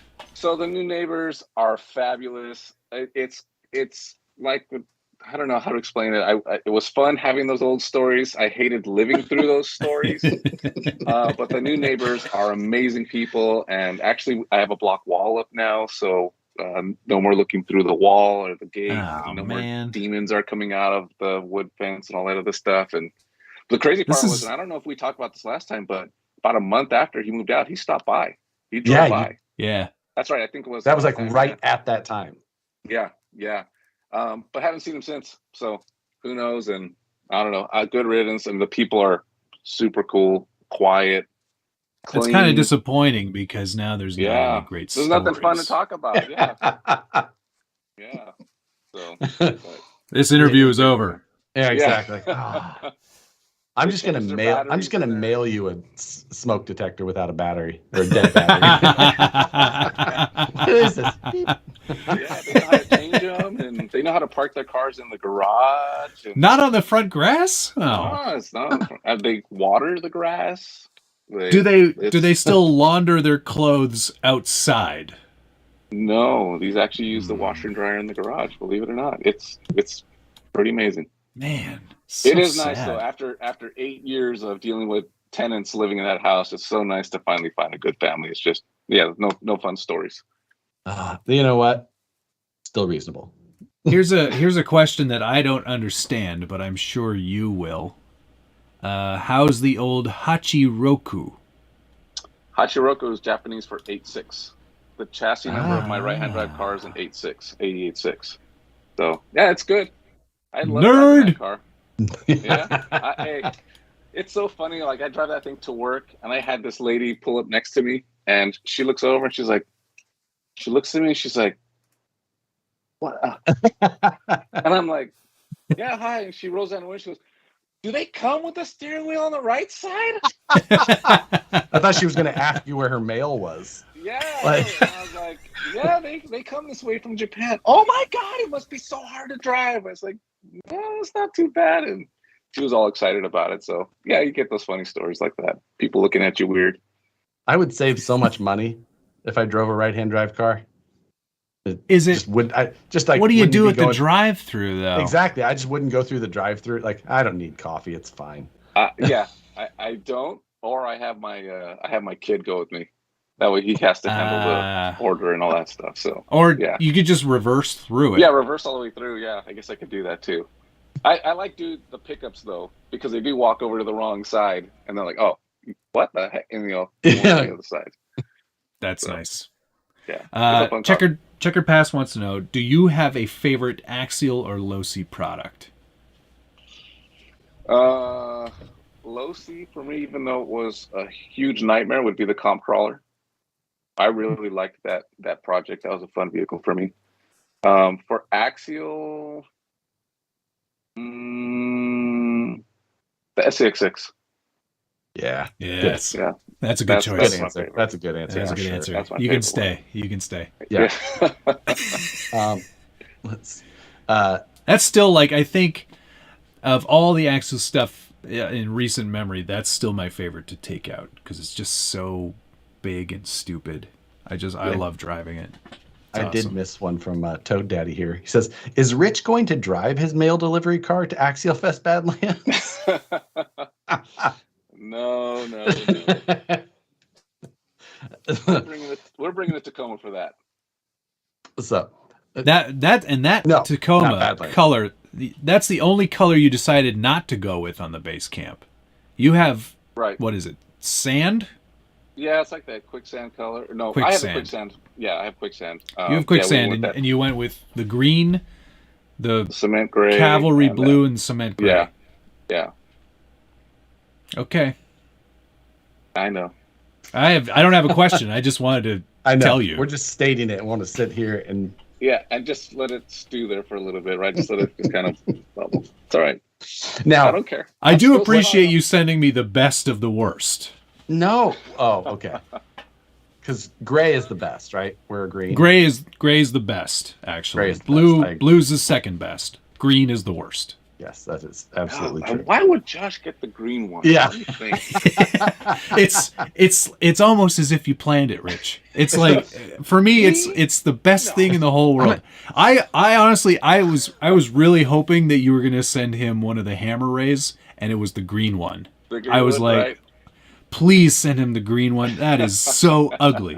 That is the ugliest color possible. Oh man. Any chance I get, wherever I can get them. Like, I wish that was on purpose. It was. Yeah. We just put a label on it. You got the green. Yeah, I know that in the warehouse, it's just like, send them that one. That one over there? I don't know. Yeah, whatever. 10 boxes here. Just put a label on each one of them. And and anything orange, do not ship to him. Block that. Because exactly. Orange, you do not send it to Josh. He does not get one. Why the grill on the hammer ray? I could probably answer that one. Yeah, but I won't. I'll let Rich do it. He's our guest. Because it's not really a real official Jeep. There's no deal with Curry and Jeep on that particular vehicle that I'm aware of. And so that's why that was done. If you start to do that Jeep grill, it has to be licensing, and Jeep didn't want to have that grill on there. We asked and we talked about it, and it was just one of those things where they said, no, it's not necessary, but we don't want you to use our grill. So there you go. And also, they don't make ain't no Jeep IFS. Yeah, that's the main reason. Yeah. That's the main reason Jeep didn't want to do it, because it had IFS on the front. It's not something that they do. So you're not putting a Jeep grill on it. Heck, no, you're not. Let's see. Go ahead. Have you done much? You didn't come up to the Axialfest scouting thing up here, right? No. But I know Paul did. I don't know who else from down south came. But Perry G was asking if there's going to be a 124 scale course. I have to imagine yes. Yeah, there should be a 24 scale course. There should be an SCX6 course. There'll be, we got to do that. And then we'll have all the 10 scale courses. Yeah. Will you be renting SCX6s? Because I do not want to travel with that. Right. That's a bit of a challenge there, huh? I don't know what we're going to do. Well, actually, we're out of stock. We've been out of stock for a little while now, and I'm not sure. I think we'll have some more in stock by the time Axialfest comes around, but they sold like gangbusters. And I'm actually super surprised excited for the SCX6 experience at Axialfest. Yeah, because that's going to be fun. I've been, we had a local event here, just a normal local event, and there was like 5 of us that ended up having SCX6s. No one said, bring your SCX6s. We just happened to be there, and there was just like, so wild to try and rock crawl through something with a number of those. So being in a big run of him, that would be awesome. Cool. I would love to do that. That would be, you know what? I was lukewarm on traveling again so soon, but I might do it. I mean, it looks nice. I haven't been a big part of what's going on. Normally it's been all hands on deck, but because of the way the branding's working, we got more people working together type of stuff. I haven't had to be involved as much. So Randall and I mean, you've seen Randall on one of the feeds. I'll probably be on one of the feeds talking about it, but we haven't been super heavy into what's going on like we were in previous years. I don't mind it because I got other stuff to do. But I will be there for the whole week to set up and do all that type of stuff with Randall and a bunch of the guys. But Paul and his team and the guys over in Champaign are all working together. Andy, all working together to get it prepped and set up. So it should be cool. It's going to be, you know what's going to happen. Oh, it doesn't have the rocks like Donner and blah, blah, blah. And it's not Cisco Grove or whatever. You know, it's not as dusty as Cisco Grove. Yeah. I like climbing up the ski slopes. That's not fair. And I love the terrain I love the terrain at Donner. I do love it. Cisco didn't have as good of terrain. They were still good. But the camping was great. And now hopefully we find a good, you know. I much prefer the burnt out buildings. I think it'll be interesting to see what kind of terrain. I know that I haven't heard from Paul yet. I haven't had a chance to talk to him as far as what's been going on with the terrain out there. I know they're going to be building a lot of stuff like we did at Cisco Grove, where we had the slides and other types of things like that. So you'll probably see a lot of that stuff. That makes sense. And I know that there's supposed to be some rock around there as well. But I think the big thing and most people have talked about, is they like the camping experience. If they like driving at Cisco and it's flat pretty much, there's not a lot of crazy rock stuff, but they like the camping experience, getting there with your friends, hanging out and doing RC stuff. And I think you're going to have you will have more of that this year, as far as because of the campground, because of the way the location's set up. It should be pretty good. So I'm looking forward to it. Tony from CCXRC said, "I love that Rich puts up with this." It's because, secretly we really like Rich. Only friends can do this to other friends. Yeah. Yeah. There's plenty of people that would be like, "Hey, you want to come on here?" Be like, "No." Like, I get it. I get it. I understand. Yeah. I wouldn't want to be on this show either. Yeah. Matt and I both got some messages the other day like, "Hey, would you be interested in it?" Probably not a good idea. Like, nope. That's funny. Will there ever be an Axial East Coast? I don't know. I mean, that the Badlands is pretty close, and I know it's not East Coast, but that's a very California. Rich. I know. It's Midwest. My kids live in the Midwest too. Yeah. So. Yeah. But no, we'll have to see. I know they want to. I mean, we're getting back on path, and we got these two going. I mean, it was up in the air, quite frankly, with West, as you guys could imagine, because of the late notice. Sure. Yeah. There was some stuff going on with that, so the guys still pulled it off and made it happen. So you'll still see that, and I know that we want to do a full-on true East Coast event, or what is considered East Coast, that Californians don't know the difference, but so there is a desire for that. And again, the challenge is finding the right place, and a place that's willing to deal with a bunch of adult men acting like kids with toy cars, drinking beer when they want off hours or whatever, or having a good time, and let us run our cars all over their property and build courses and all that stuff. And it's like finding those places that'll let us do it. It's pretty challenging. So I can imagine. And right now you have the ability to, for both West Coast and Midwest, is you have offices in those areas with staff within proximity. You start going east, and you're sending people matter, like, don't call me because I'm not organizing it. Yeah, the guys in Champaign are only an hour drive from Badlands. Right. So it's like an hour and 15 minutes, something like that. So it's real close. So we're able to get our volunteer staff, or the people who want to come out and work the event, they can come from Champaign. So, it's Midwest. But the East Coast, and now there's a lot of logistics involved, a lot of flying people, salaries. I mean, it gets pretty expensive, and we don't make money off this event. I mean, it'd be nice to make money off this event, but usually it just hopefully pays for itself, and maybe there's a little bit left over for charity. You know, it's kind of one of those things. So it's not a big money maker. So there's a lot of expense involved, and you know, that's where it comes down to. You know, never really got off the ground, but Vatera Fest was a pretty hot event. That was a good one. Hey, that I had an awesome time. Fest was awesome. I mean, the promo picture, that was rad. I know. Even I cracked up when I saw that. I was like, oh, that's brutal. That's probably one of the finest RC memes ever created. There's 2 RC memes I remember, and that is definitely one of the top 2. Yeah. Like, it's a good one. I mean, why stop at the East Coast though, Rich? Let's just go right over the whole ocean.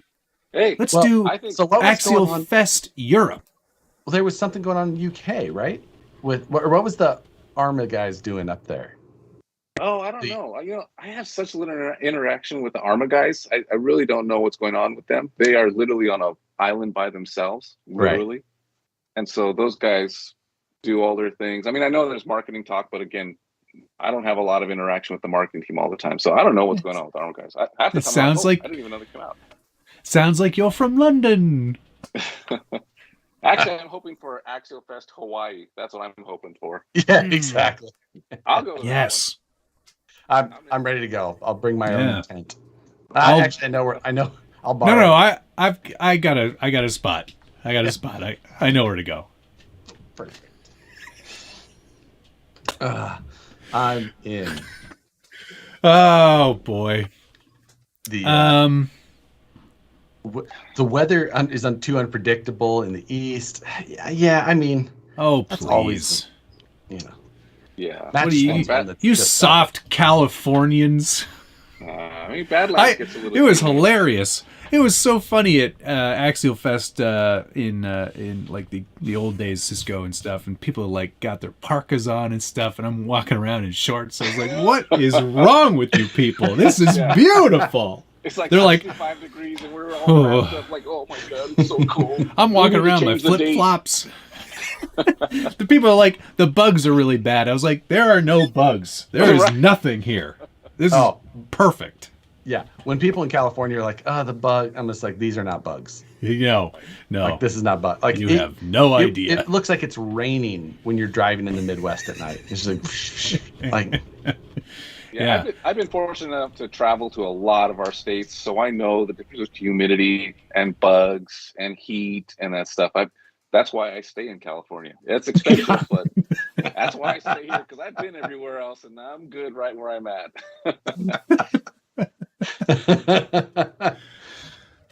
Yeah, that's every California needs chiggers at least once in their life.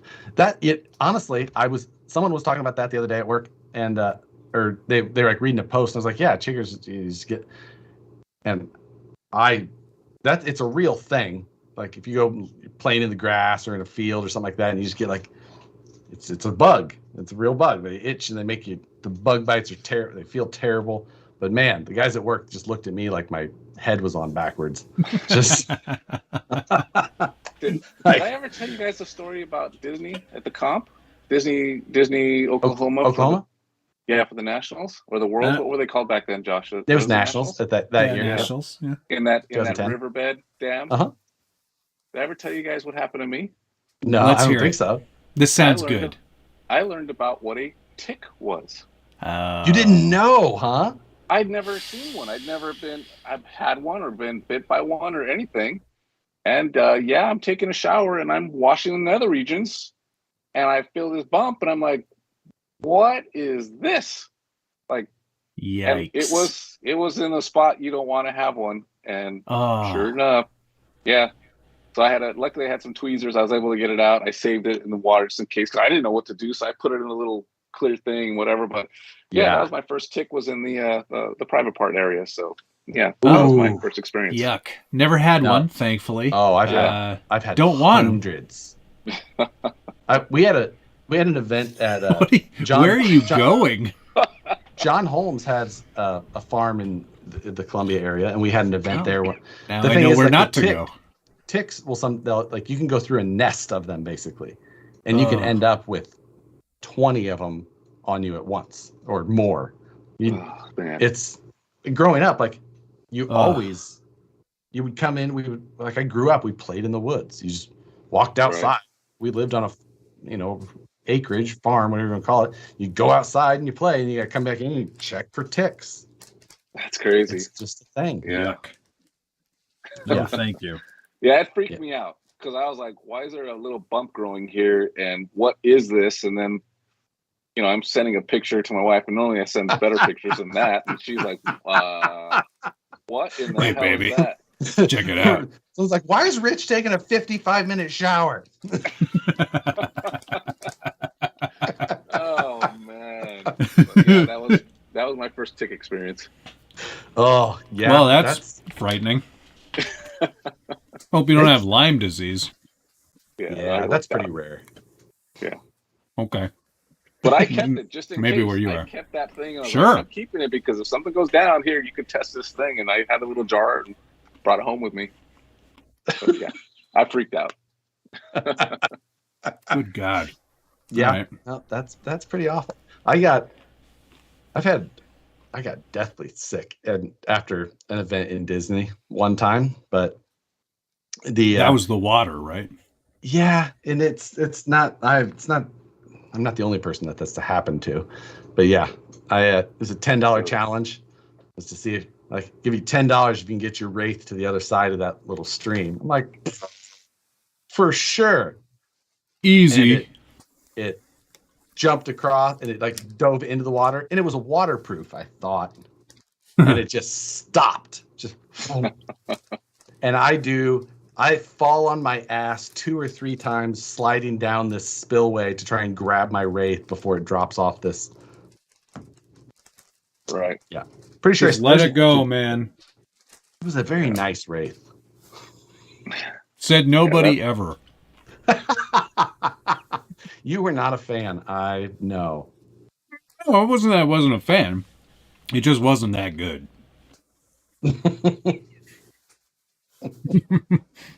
Rich is like, that was before my time. I don't care about that. I don't care. You guys want to talk about something I made? I'm just reading the tick comments and stuff, and I'm just like, oh, man. Yeah. What, is that a tick in your pants, or are you just happy to see me? Right. I'm gonna show you. This is. Oh, hold on. This is in Disney. This is me falling on my butt several times, which is probably the best part of. I would share it, but I don't. The title of it is bad. So me. Lift it up so everybody else can see it. Sorry. Oh. Oh, I wish I could have seen that in person. Yeah, no, it was real. But I ended up getting pretty sick after that. Matt, I'll have to send you the video clip, and you'll. That place was gnarly. It was nasty. It was nasty. I mean, it was not good. So yeah, So obviously we can't get you to talk about future products. Yeah, there's a lot of questions in here. I see your guys' questions, like, what about that? But what stuff is coming out next? we know you can't talk about it, but just tell us. Another body on the SAX6, yep, eventually. Oh, another all right. body on the SX103, eventually. All right. Another one on the base camp, eventually. Is it going to be like a 93 Dakota? Yeah.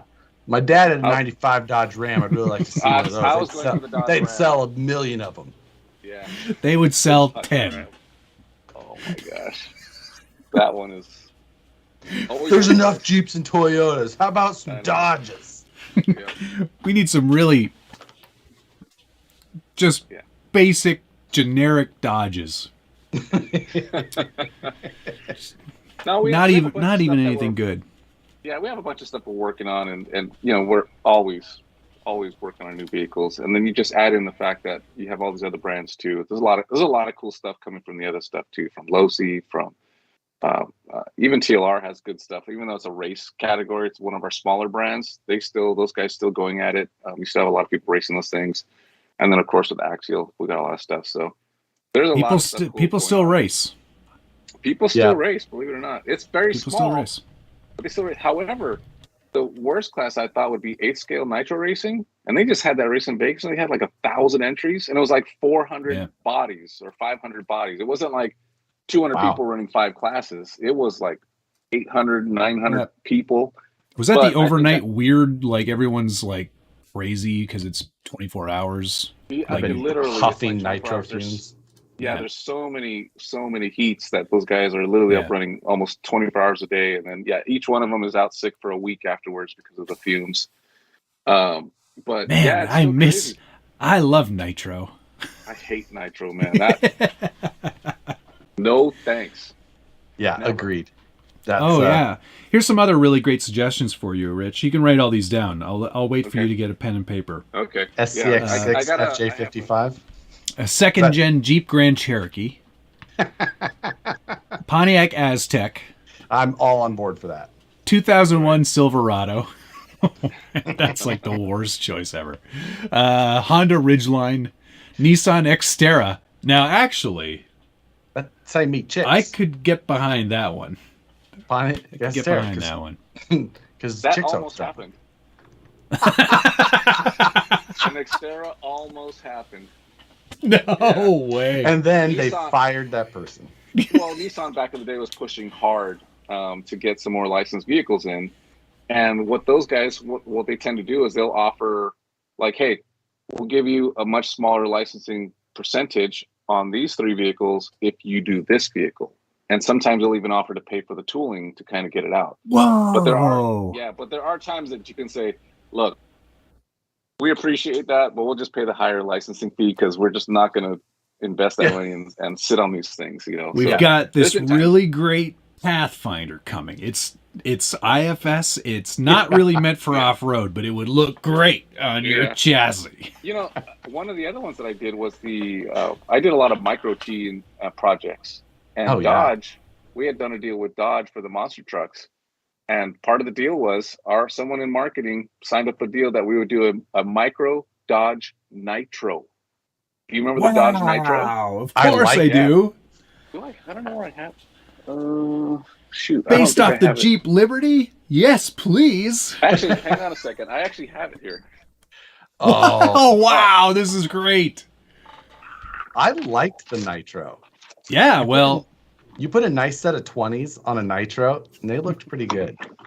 It came with 19s, I think. Did it? So as an option, I think you get 22 with 19s. Oh my God! Never mind. I take it all back. It's so awful. That is the worst thing I've ever seen. It's terrible. That looks like a PT Cruiser with just a different grill. Yeah, get your screenshots, people. There's only time you're ever going to see this. God, that is awful. Yeah. So it was part of a licensing deal, and they had made an agreement that we would make this Micro Dodge Nitro, and they said you have to do it on the Micro T chassis, and you need to make it work. It's got to be like the RT. So I'm stuck doing the project, no choice. I got it as far as, and I was fighting it too. I mean, I was like, guys, we cannot do this. We can't do it. It literally came. I mean, it was tooled. It was done. And finally, I managed to convince. Did you use the same window graphics? Yeah. Touche. Yes, look, they are. They are. It's the same graphic. Oh no. That is funny. Oh, Good Rich. catch on that. Screw you, Josh. Command C. Command V. Command V. We are done. Right. Take it to print. We're making those stickers. Yeah. Well, no, I know it's pretty tough. That's the ugliest thing I've ever seen. Yeah, I thank God I was able to convince him not to do it. I mean, it was literally tooled up, done. Dodge paid for the tooling on the body. They were happy with it because the plan was they were going to launch it and give it to people who bought new Dodge Nitro RTs, and they were going to give them through the dealer network. And it's like, guys, this thing doesn't even, I mean, it doesn't even work. Like, you have the caster in the front end, and I couldn't clear the body, and it was just like, guys, it's not going to work. So those 16 people that bought Dodge Nitro RTs were going to be really especially during stoked. that time. That was right when everything was absolute just. Yeah. Wow. I did love the Micro T though. Yeah. Yeah, So it was the only one. That was a fun platform. It was kind of like the SCX 24s. They were just kind of, I don't enjoy driving the SCX 24s as much as the bigger ones, but the SCX, the micros, they were just fun little tinker things. There were so many option parts that remember buying like a handmade carbon chassis someone made. I still use the springs now, just not those mini T. That's mini T. Oh, yeah. T. Sorry, we're talking micro. Different micro T. Micro. Pardon me. So that's the only one in existence that's left. We destroyed everything else, and I hung on to one so I could have a memory of like when they bring something up. The worst time of your life. Yeah. Hey, let's do a Dodge Ram Charger. Hang on a second. Remember this? Yeah. No, Dodge guys, I'm just messing with you guys. It's not. No, you can. No, it's fine. You can say anything to people who like Dodge trucks. It's fine. I'll give you $12 for it. All right. Perry G, thanks, sir. I'm actually working on my Trekker right now. You remember that one, Matt? And Rich just made me sad with that body. I have a Trekker right here too. I got a micro Trekker in the box. So I never owned the micro Trekker. I owned what was the one before? It was just like a micro. Just a micro crawler. Micro crawler was all it's called? It was the little buggy. Basically the mini rock crawler. Yeah. Why am I having a brain fog on that? I know what the Trekker is. Don't I? Do you? You should. Let's see here. This is great. He's got all this stuff. He's got all this stuff within Oh, yeah. Right. Yeah. So tear this off before displaying. Yeah, I have a clear window there. Puts it back on the shelf.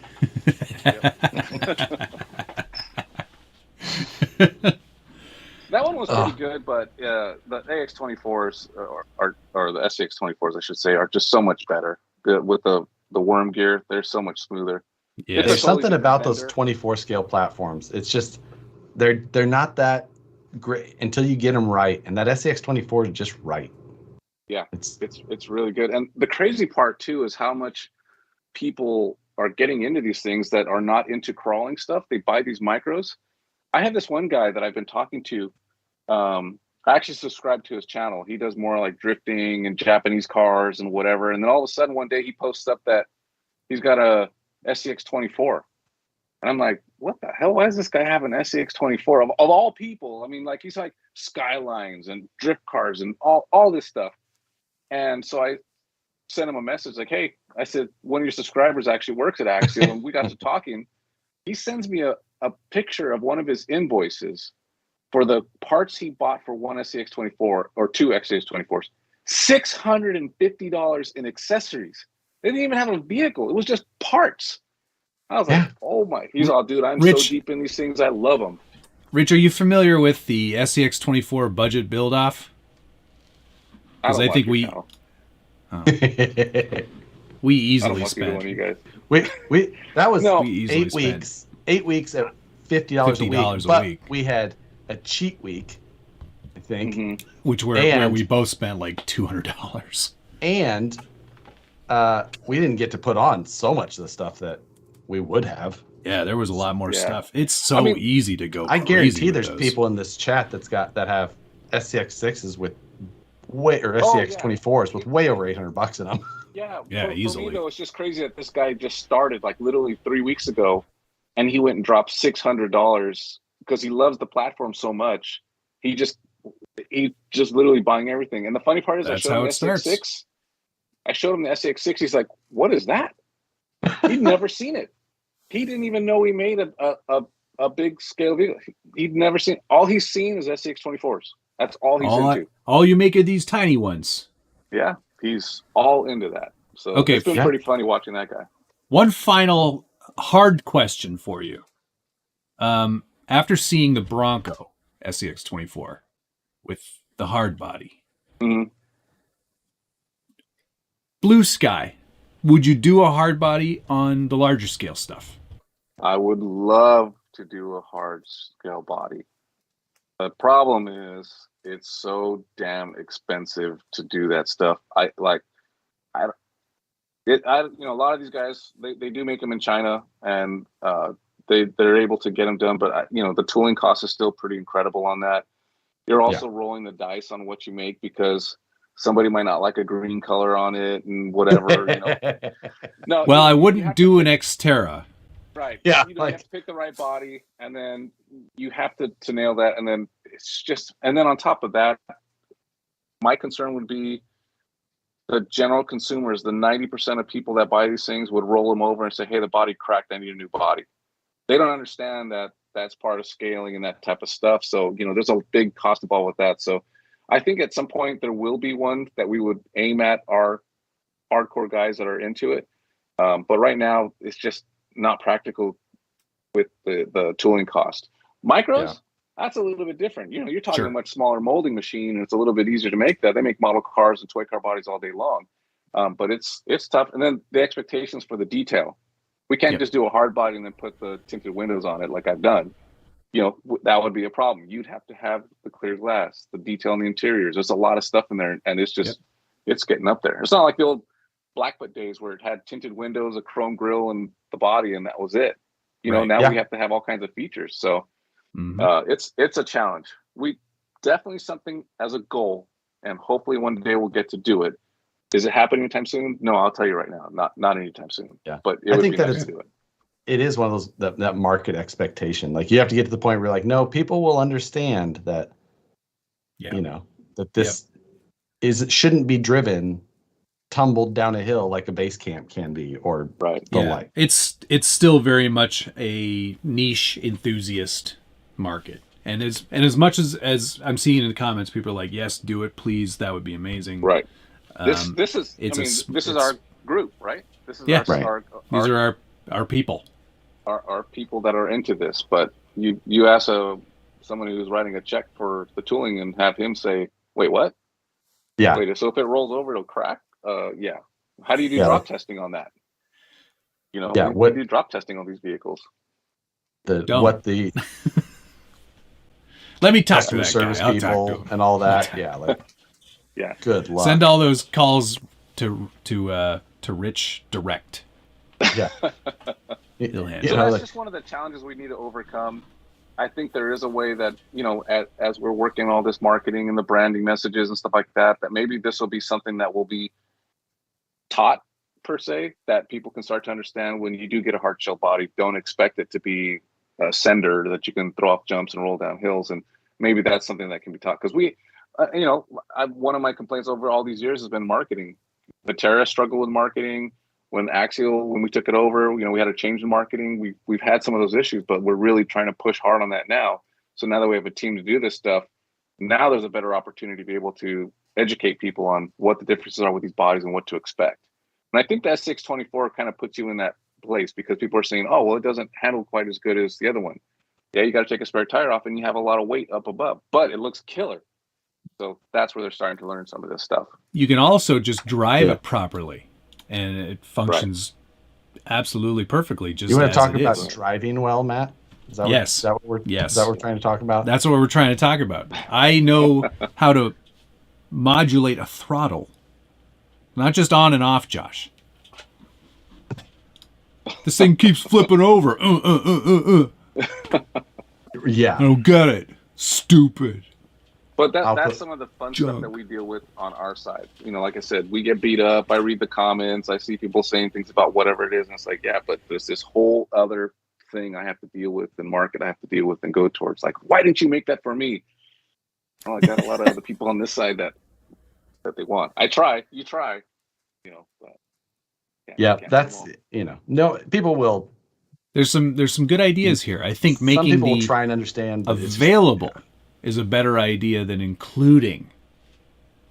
So, but that's one of those. It's like kits, though. Right? Trucks sell when they're together. Like, hard bodies sell on their own all the time.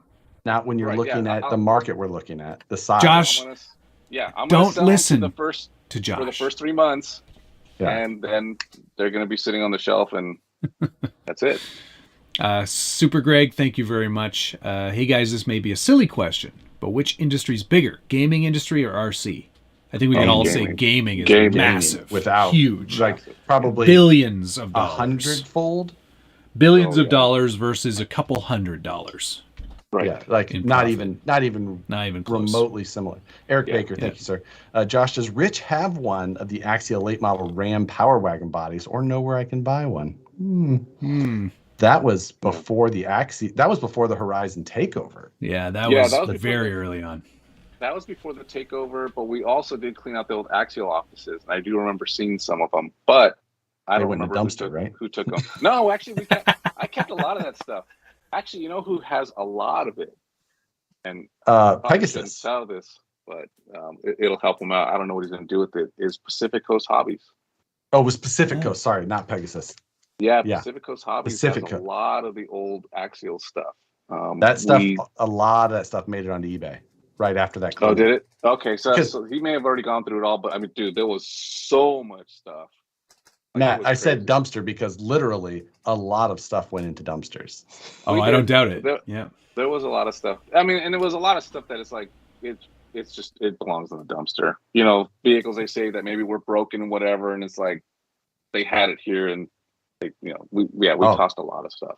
I've filled 55-gallon drums of scrap aluminum, which are just like wheels and rare machined, parts. And it's just like, well, these were put in a box, like for a reason. Like, is it bad? Was it returned for a reason? Why was it open? Right. And I'm like, I'm not going to go through this stuff and check every thread or every bearing pocket. We just pitch it. 55-gallon drums full of that stuff. I know. They would cry if they saw the stuff I throw away. Oh, I know. You would just like, I've thrown just hundreds of axle housings at a time, Curry parts and rare wheels and XR10 parts, and just. I remember getting one of those power wagons from Axial very early on when they first released it, and I was like, I turned one into a mud truck. Oh yeah, that's right. Yep. Well, you know what? It's getting on to 11 o'clock, which is our time to wrap this up. So we should say thank you very much to Rich for a spirited conversation once again. It's always great having you on the show. You'll never come back unless you watch that damn movie. So. Can I have that? Can I have that art file for those windows? Josh, I think all you need is just a piece of like scrap paper and just put a gradient. Gradient gray paper and you hit it with black. Just do a quick swipe across the top. I know. We'll do a better job with that. Sometimes it's just like, I got to get this stuff out. Let's move it. It literally, that wasn't even something I noticed. Like, people were like, why didn't they do them in black? I'm like, I didn't even think about doing a dark tint. You know what? But if you look at all the RC stuff that has those windows, almost all of them do have that black gradient to silver, and they're almost all like, I mean, that Nitro from 10 years ago, and that was two different designers. The best windows on the market, I mean, the best window decals on the market, Arma. They put like a reflection in, and it's like, there's like they know what they're doing. So one thing real quick before we get off to is the Arma guys, they literally have their whole team of their own graphic designers exclusively for that. For Axial, Losi, TLR, Probo, we share a big team of Spectrum. We share a big team of designers, so it's kind of hard to get that extra time in it because these guys just have job after job after job after job. So sometimes you push through. One more question. I don't doubt it. Before we go, and it's just because it was a stupid Facebook argument that I saw. Oh my gosh! And the question was like, for designers. For Horizon. I got hit by like 3 people about that thing. Yeah. The question was, are designers for Losi only designers for Losi? Designers for Axial or only designers for Axial? Yeah. No. We have a designs team that works on every brand and every project from boats to the crawlers. The good news for the guys that were pissed off thinking that Axial had their own designers is that half the guys are hardcore crawlers. Right. Wyatt and Travis, they're really into it. Travis is really into the scale stuff. Wyatt's into the comp stuff. And then you have Alan and Aaron, and those guys are into monster trucks and some of the racing stuff. You have Mike Mellon, who's in charge of all the guys. He's in charge of the race stuff and all the designers in general. So we've got a good group of guys that are all RC guys that are into it. So regardless of what it is, and I think as you see these vehicles come out, like the LMT, that LMT from Losi, that thing is pretty badass monster truck. I hated monster trucks before because they were stupid. They go 12 miles an hour and they're like, oh, it looks like a real monster truck. It's like, no, I want something faster. So they finally got that. But you can see that a lot of the passion those guys that had a monster truck worked on that project. So you're going to see a lot more of that stuff as opposed to just this guy doing this and this guy doing that. So, right. But no, that's good. You're not exclusive. It's not a Losi designer, an Axial designer, whatever. But we do try to push them in the direction of what they are really good at. Good stuff. That's great. That's a great place to end it. Glad I could keep having Facebook arguments that I wasn't involved in. Just. I was getting messages, and I could just see people. Come on, you gotta tell me. Blah, blah.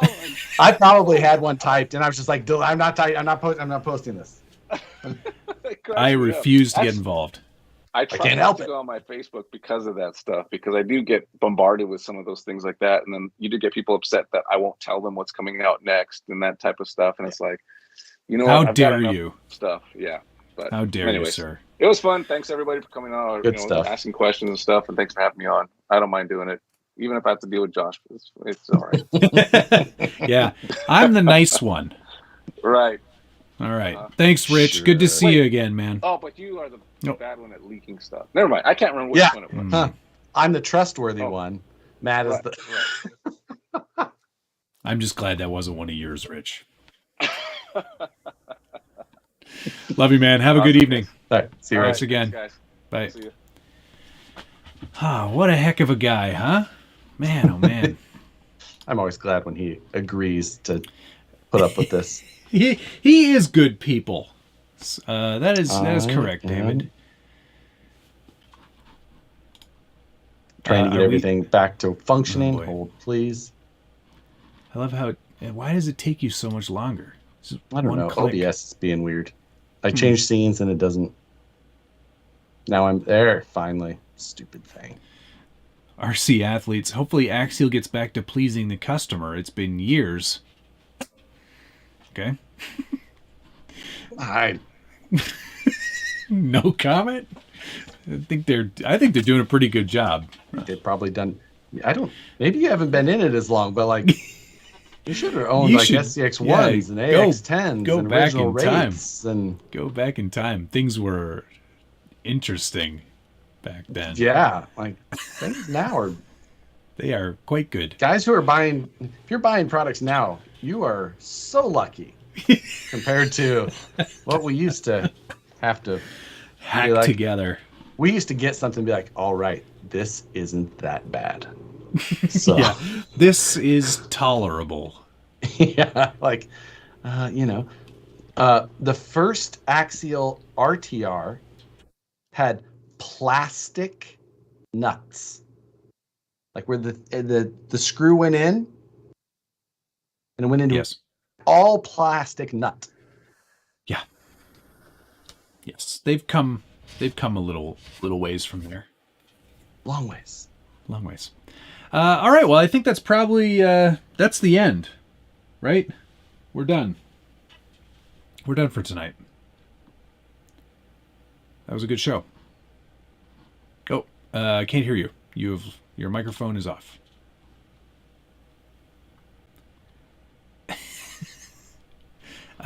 While he fixes that, I will say thank you to John Roberts 1.6 RC, Fat Dad 74 RC, Matthew Small, Dave Sharp, Scott Oblander, and Super Greg. Thank you, gents.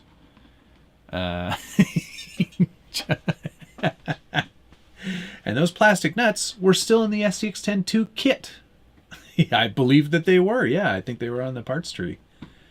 This is probably not the right mic because for some reason my other one's being very weird right now. That's okay. Anyway, yeah, it won't reconnect. I don't know why, but it doesn't matter. Thank you to DRZRC, Brian Sherwood, Jeremiah Salver, Toad Daddy, Frog Father, TRD Adventures, Patty Channel, Perry G, Eric Baker, and Buck Dandy slid one in there at the end. Much appreciated to all. And to all, a good night. Josh, you're building stuff on Friday, I presume? Yeah, I might build a Tamiya. Maybe. Okay. I have a Tamiya that I need to build. Nice. Okay. I can build it. Nope. Yeah. I don't think... well, we'll talk about that. Okay. Good night, everyone. Thanks for Good night. watching. We'll see you again soon. Love you. Bye.